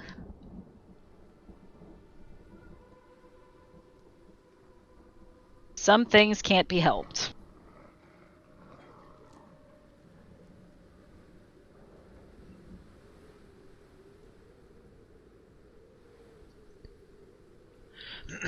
They actually pull a jeep around. It'll barely fit all. What are you guys at now? 8 plus a driver, 9. Yep. A couple of them are just hanging off the back. Not hanging. They're standing on the bumper or the bumper. Yeah, they're Yeah. standing on the foot Yes. on the back. Um, and the driver tells you guys to hold on and do not fire unless told to fire. Understood. And the Jeep starts moving. Driver takes off at a fairly slow pace to get to a trail, and then gasses it.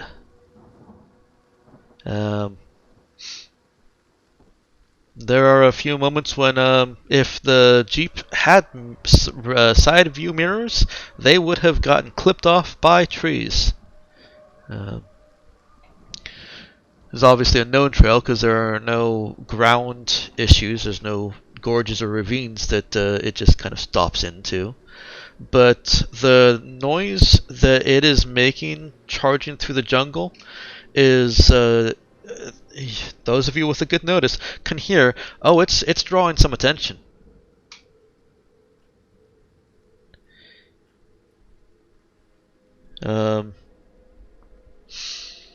Make it back to the cargo lighter in 15 minutes, and the driver is yelling at you, go, go, take off, get out. And so we do. A reason to stick around. You hear a low rumbling, and it's not coming from the Jeep's engine. More Jurassic Park. Alright. Can't see us if we stand perfectly still. And Cap gets GTFOs. Okay. So the obvious survival strategy is just to stand still and wait for it to kill itself walking into trees. The trend that are going up to Starbase, as well as probably Nova and Eileen. Now the three of you can fit up into a cabin. I'll get into the cargo part of the cargo lighter, so it's gonna be a bumpy ride for them. And They'll survive. they sure will. And as soon as Cap is lifting off, actually even before Cap's lifting off, the Jeep is speeding away.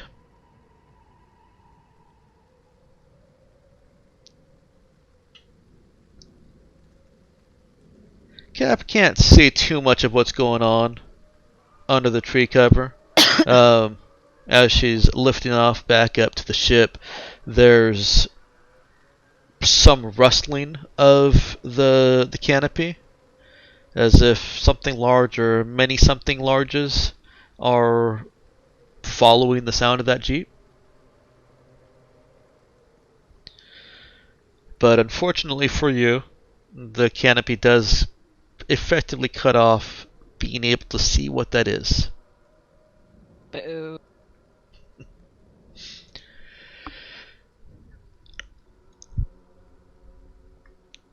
So, that permanent cosmetic increases max hit points by the same amount it heals, and causes up to the maximum possible hit points that that character could possibly have. And otherwise works as a pre-tech, healing 1d6 hit points at the cost of 1 system strain.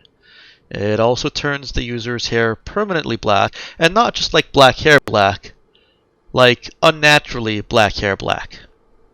Like hair that is dyed blacker than hair. Like Fencer black. not very good quality wig black. Like doesn't look like a natural hair color. It looks like something's been painted black and stuck on your head. No, I wouldn't say not very good quality. I would say more good quality costume. Like, it's going for a good, hair look. It's just going for a hair look in a shade that hair can't naturally have. Gotcha. So high quality video game hair black. Yeah, sure. Yes. It looks like hair. It looks like it's black. Hair is never that color black. Right. It's actually black, not just really, really, really, really, really dark brown. Or if we're talking comic book hair, blue. Yes. Black hair so black it has blue highlights.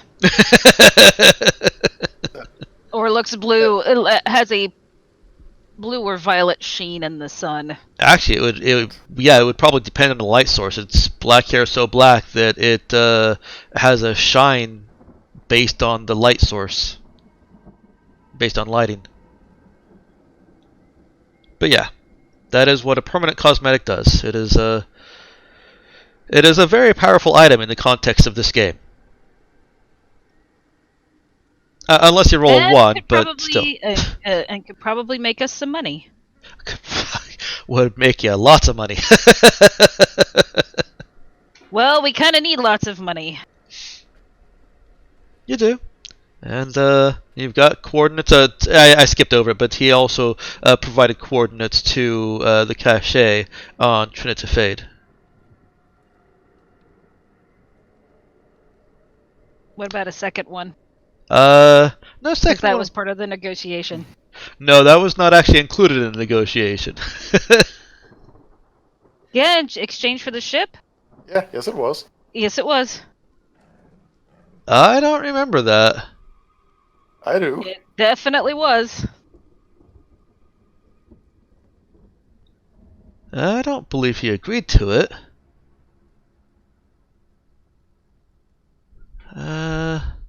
Well, Did he in that agree case, to it? in Did he that case, those not? people coming up to No. the ships aren't getting to the ship. I thought that that was part of the permanent cosmetics and. Nope. Nope.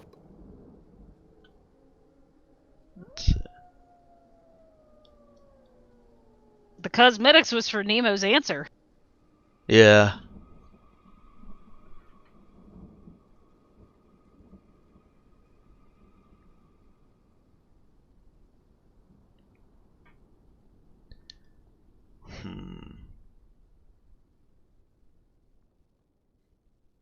Yep, Oh. that was for Nemo telling. That was for Nemo explaining explaining him being about him being an android.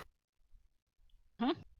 The second one was for Nemo's question about their communication and the ship. Yeah, I don't think that's how the conversation went, but I'm gonna go ahead and give it to you. I'll find out when I do the recap, anyways. But yes, so That was certainly my intention, was to have that be part of the deal Yes, with taking with the that was ship. certainly how I understood it as well. okay.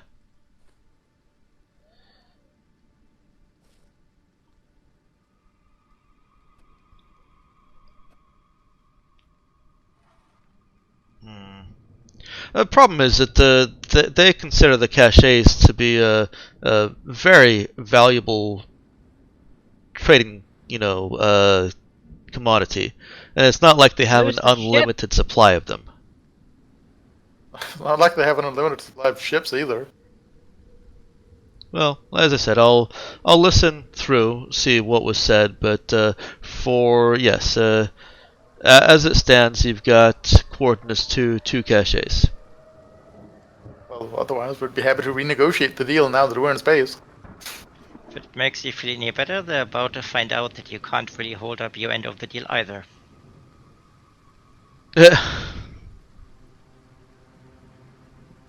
What has Colleen done now? Absolutely nothing. You're just forgetting you can only basically physically hand the ship to them. That's all you can do. You don't have the means of handing over control of the ship.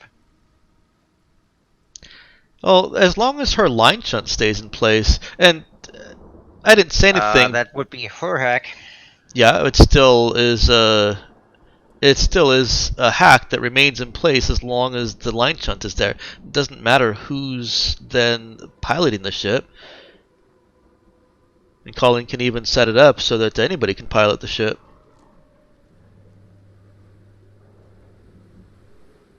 Which is what Cap would have her. Yeah. I don't see the problem there. Now, if the line shunt gets dislodged, then yeah, they'll have some problems. Or they'll just have to But hack then it those themselves. won't be our problem. Yeah. Yeah. Presumably, because we were able to take the ship, they know. Well, we'll let them know what we've done. Mm-hmm. I mean, they were obviously planning on taking the ship anyway. They should. You would think they'd have a contingency plan. And I mean, don't we have the captain? No, they actually said that they weren't going to take the ship. They were just going to convince whoever to take them off. No, no.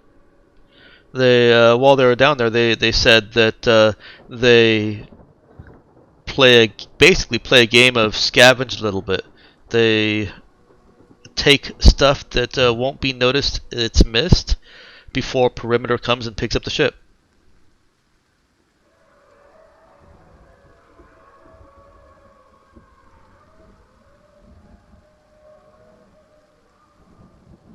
Which presumably is why we need to get out of here as quickly as possible. Yeah, I was going to say, Yeah. we don't know what the cycle of perimeter is. And yes, you do also have the captain of the ship. Well, he's not going to turn over control. But it's, Well, we could make it non-optional. yes, but we just turn over the captain to them, and then they can deal with that.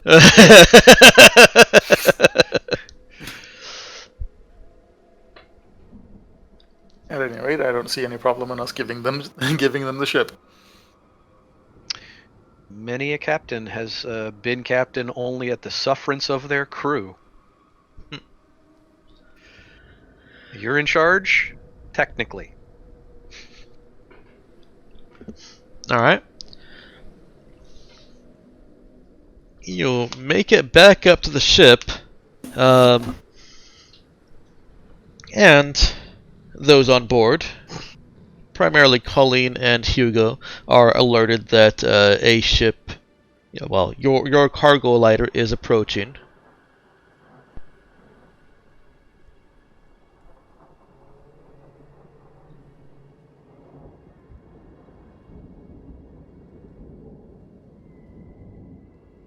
Is anybody doing anything to interact with the approaching lighter? No.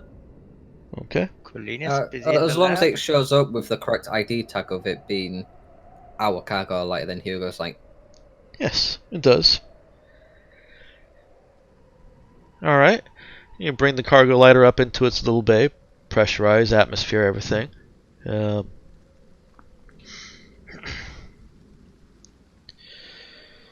And one of them, the one that was called Umbra, asks if you have any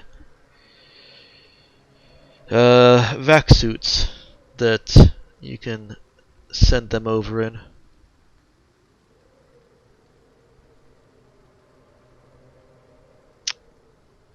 Unless you were Yes. planning on dropping them directly at the ship. I should have asked that. I probably would have dropped them directly at the ship. Yeah, Okay. that's the easiest way to do it. The problem with that is they're in the cargo section of the cargo lighter. And they don't have the space for it. Okay. Well, yeah, the ship of idiots can't receive that. You would basically just be opening cargo bays and opening the cargo container, and then there'd be lots of space. Lots of space.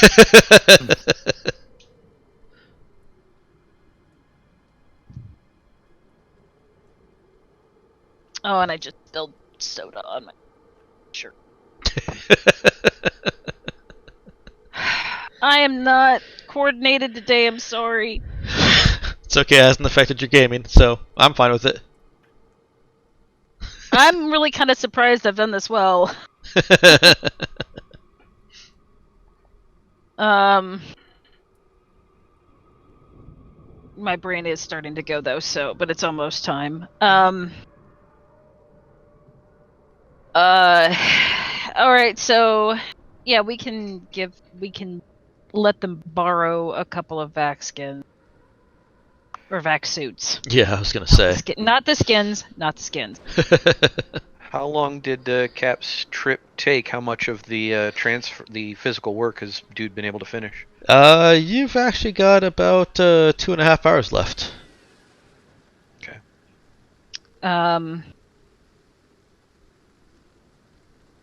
Would that be the installation then? That's including installation. You could just clamp it down. Take about 10 minutes to clamp it down and make sure it's not going to move anywhere, and install it later if you prefer. But I'm done on the ship of idiots. Yes. Okay. Dude is no longer on the ship of idiots. Now we haven't repressurized the area where the dead body is, right? I wouldn't have. That's wouldn't up have to you needed guys. to. You wouldn't need If we to. didn't need to, dude would not have. No. Okay. So, at this point, dude isn't on that ship anymore. Okay.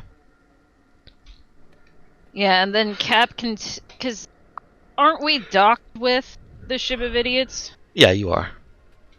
Okay, so we don't need to. We don't need to take a cargo ship over there. No. They can just stoop walk through the short connecting tunnel. Yep.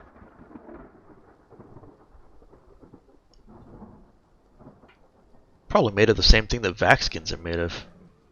Ugh.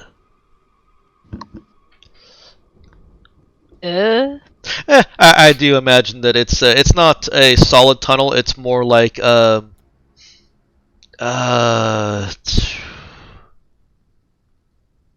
like I can't even think of a description. Like you see in ET, those plastic tunnels. Yeah. I was gonna say, yeah, it's just a big plastic tunnel. All it has to be is airtight. Yeah. As long as you're careful. At resisting pressure. I mean, it probably has a solid floor that goes through it. Just to make it easier to walk. Yeah. Like Yeah. a gantry or something. Yeah. Yeah. Something to hold on to. That's actually what I was thinking. Is just bars going across that you can use to pull yourself across. That's the image I have. Okay. I don't think of, some big metal tube coming out of the side of the ship. That's way too much to go wrong with that. Exactly. That's an accident waiting to happen. Yeah. Okay. So yeah, they can make their way over if you guys give them 4 back suits to. Well, you say borrow, but yeah. Not like they'll be I was gonna returning say, them how are we anytime gonna get 'em soon. back? Not like we'll return them anytime soon. No. It's like saying, "Can I borrow a sandwich?" They apparently take care of the other corpse explodey body because you see it floating out the cargo bay shortly after they get into the ship.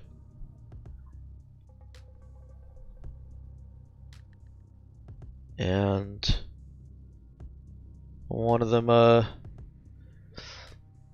signals all good, all okay. Starts unclamping the docking. So I'll just, once I start seeing all these people, it's like, so Cap, who are the new guests then? And Nova's just kind of following Cap unless Cap tells her to go somewhere else. Nope. Cap will keep her with her for now. And she looks at Nova and says, "We'll get you settled shortly."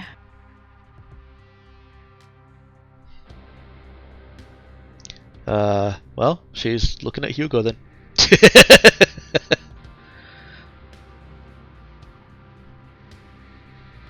This is Hugo. He's our pilot. Hi. Hugo, this is Nova. Hi. So what happened? Or is it best waiting for a better time?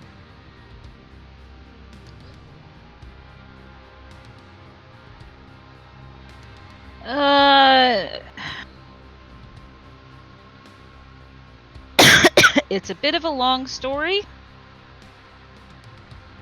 One we can tell over some firewater?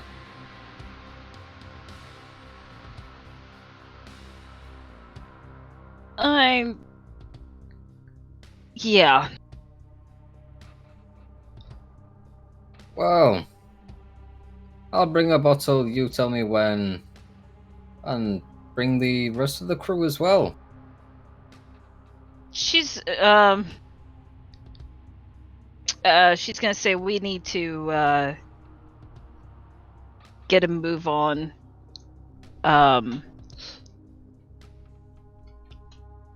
Company is likely to be arriving at the system soon, and we shouldn't be here when it does.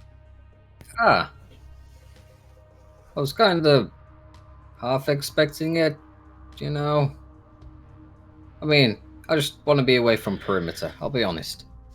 Don't even want to see them. And those will be the people we're leaving from. Cool. In which case, want me to fire it up now? Or what's the deal? Are they taking the other ship? In exchange for some very valuable information, yes. Well, at least Came that to- takes care of one issue. We came to a mutually beneficial agreement. And gained a crew member in the meantime as well. In the meantime, you're gonna be like Shuffles her pretending feet. it? Like a book? Or is it like the rest of us lot? Presumably, she intends to return to Her Trinity people Shade. at some point. It's like a loan. Gotcha. We're helping her see the galaxy. So, what's your name? I am Nova. Nova. Yeah. Yeah. It's what you want to see about the galaxy. That is not your business.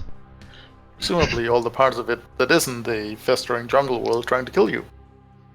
Well, I'm a pilot. I've seen a hell of a lot. If you tell me, I can describe it to you. And tell you where the places is. Tell me everything about perimeter. Cap, can I take this one for a private conversation? She narrows her I'd eyes at like Hugo. to know what all you know about perimeter as well, so I think this is a conversation we can all have.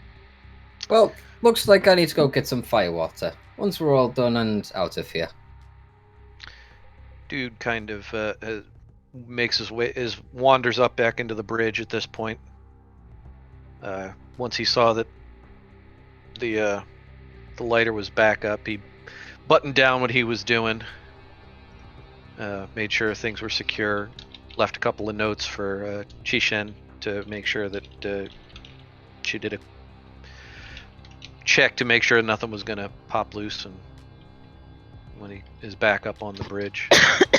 Oh, and Hey, also good news regarding the the fungal infestation. Apparently, it is only dangerous if you're actually in the immediate vicinity when it explodes. Oh shit, that's good to know. I know. Right. Notice we Colleen told that to everybody, though, if you remember. took a look out the side window and I saw that other ship moving off. I'm assuming we're doing something with it, and we taking passengers now. We traded it to the Trin. Really? Yeah, They I've went with it. suggested some firewater later to explain it all. Well, makes sense. We at least get good value for it. You see Nova If- looking between all of you and says, "We should go." If the information, if We the information. Sorry. We got we company should coming. go. Cap looks at Hugo and says, "Get us going." Gotcha. Also, Because it's I'm going gonna- to take a while to move to the edge of the system. yep. And I'll say move us in the direction of Trinitafe. Are the Starbase going to follow us? Because I was thinking No. of sending them some of our rutters. That way they at least have a heads up where they're going. The Starbase, per our agreement, the Starbase will move in the entirely opposite direction of us. In which case, fuck it. Whatever. Starbase should have a set of its own routers. You guys didn't tamper with any of that.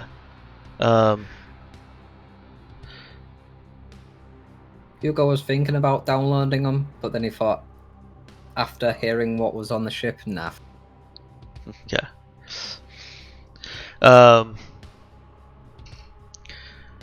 And provided the information that the Trin provided us with holds up, then I'd say that it was an extremely, it was a very it was an exceedingly fair trade.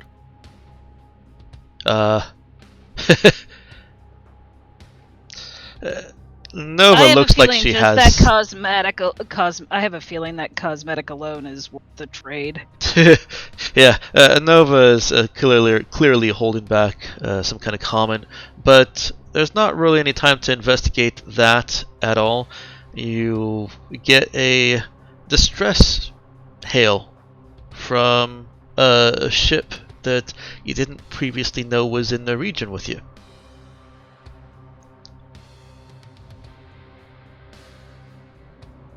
Hugo is going to the pilot's console and firing up the engine.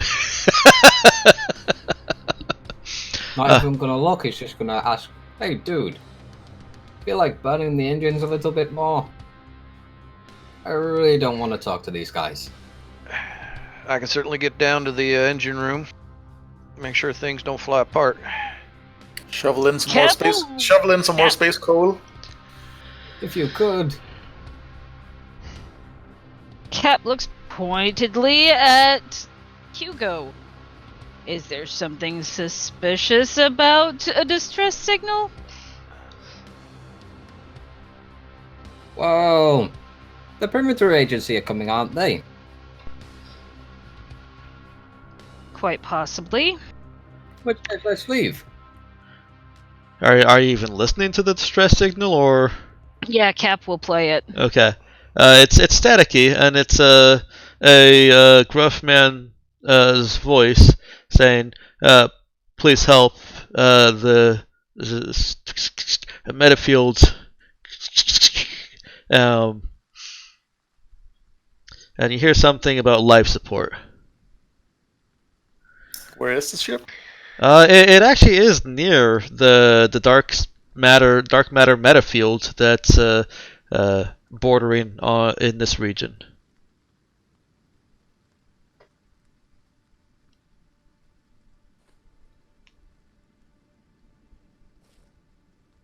Hugo in his paranoid state is still trying to get everything sorted. Captain, I believe we are in position for position to offer assistance. Yeah, but what happens if it's a trap, though? What happens if they're trying to lure us in and then, come out? It's a weird place for a trap, but it's also a weird place for any other ship to be, because ain't nobody supposed to be in this system anyway. Once they got here accidentally, pilots do that all the time. Though you don't hear about it because they normally die. It's only about the 1%. How do you know what happens? Because the 1% sometimes survive, and then they've found a new place to drill to.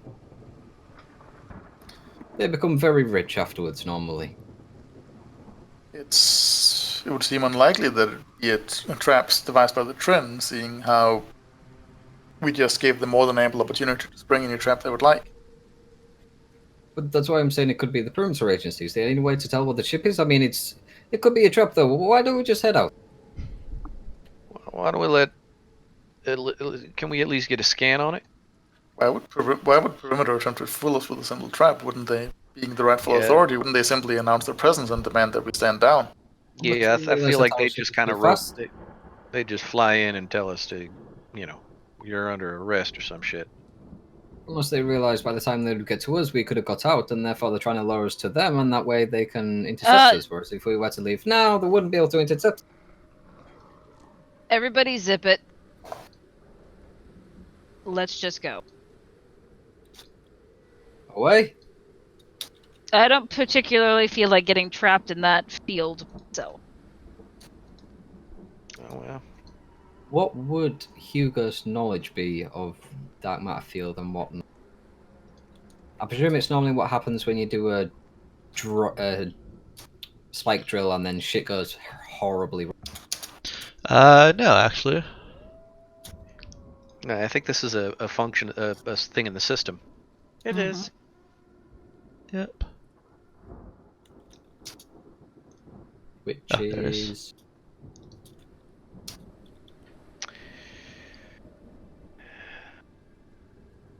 Now, one minor question, Mike. Does this universe of yours have a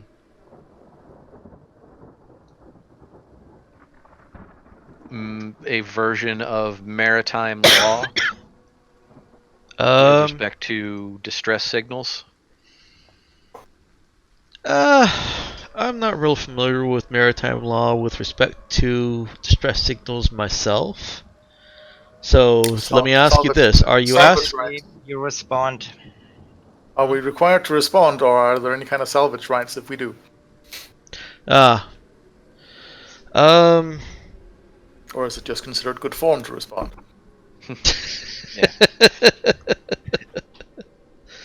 Well, like, is it expected? Is it required? Is it common? technically Is it a all Spacer's code? technically all the sector is considered frontier space, even though this is a much more highly developed sector and highly recovered sector than a lot of them after the Scream. These guys actually have, sector, or not sector spanning, but yeah, multiple system spanning megacorps, as opposed to a lot of them just kind of don't. I hadn't really given thought to any kind of salvage rights for responding to distress. That seems weird to me. Here, I've helped you. Now give me something from your ship. Is that actually how it worked? Basically, if you rescue someone from and the ship is a total wreck, then you have salvage rights. Oh, I gotcha. Okay, so it's not I fixed up your ship, or I. No, it's Okay. like your ship is your ship is going down. Rescued you, so now we have salvage rights. Oh, Yeah. okay. Actually, yes, I would say that yes, that is a thing, recognized by both Galactic Mandate and I've already established some precedent for this. The exchange of light. I did say early on that if you prove that you rightfully salvaged a cred stick, then they would, unlock it for you and transfer more than, transfer the majority of it to you as with a very very minor fee, as opposed to, I think I said 50% if you didn't, if they would even do it. For one thing, it rewards and encourages behavior to actually come and rescue people rather than wait until they're dead and then rescue them. Right. So yes, that is maritime law. Salvage rights is a thing that is upheld by Galactic Mandate, which Galactic Mandate is the entity that is most looked to for can I mine or can I own this planet? Right.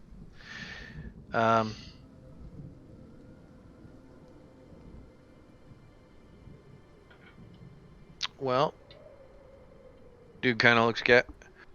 Well, if we're worried about perimeter coming in here, then I feel like, well, if they're coming in soon enough, hell, they'll probably rescue the guy. Is that broadcast repeating, or is that just was that a one-off? Nope, he is it's not even repeating. It's continuing to try. Gotcha.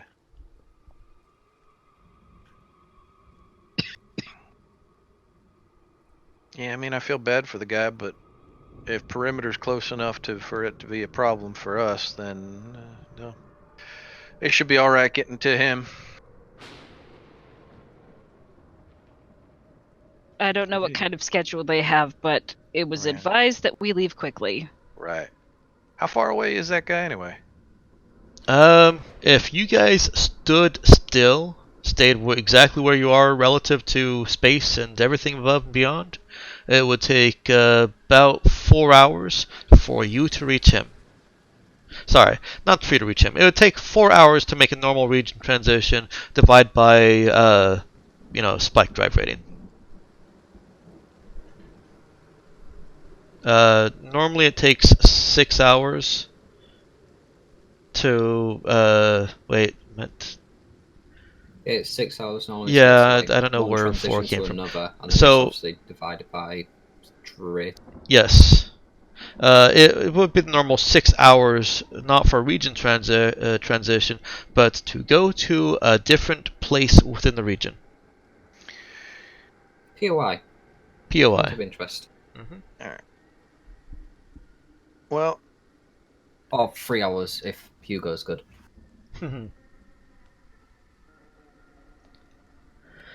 look, either the guy's in enough trouble that he would be done by the time we even got there, or he's got enough time that that's not an issue, at which point perimeter's probably coming through to pick him up anyway. I say we get out of here. I'm with Cap. Yeah, get out of here. I don't want to fall for no trap.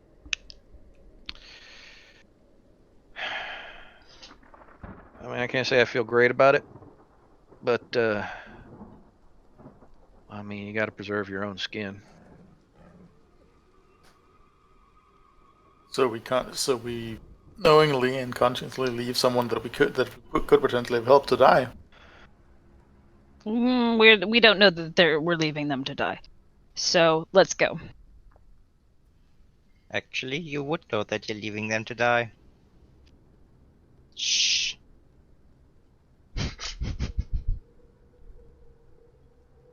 All right, you guys start going. You gunning it, or are you just kind of relaxing, casual? Normal speed, unless Hugo decides otherwise.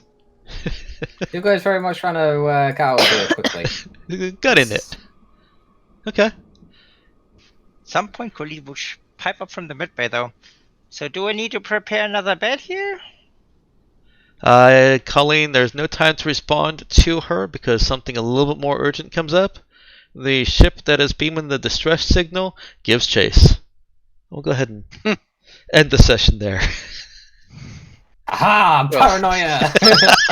gives chase from 4 hours away. Yeah, they are. However, they are very, very clearly not disabled in any way, and If they start to move, Cap will look at Hugo and say, punch it. Already on it. I'm glad you trusted my judgment. And dude would be heading down to the engine bay to make sure that punching stays good. To shovel in that space coal. All right, yeah. Let's go ahead and end the session there.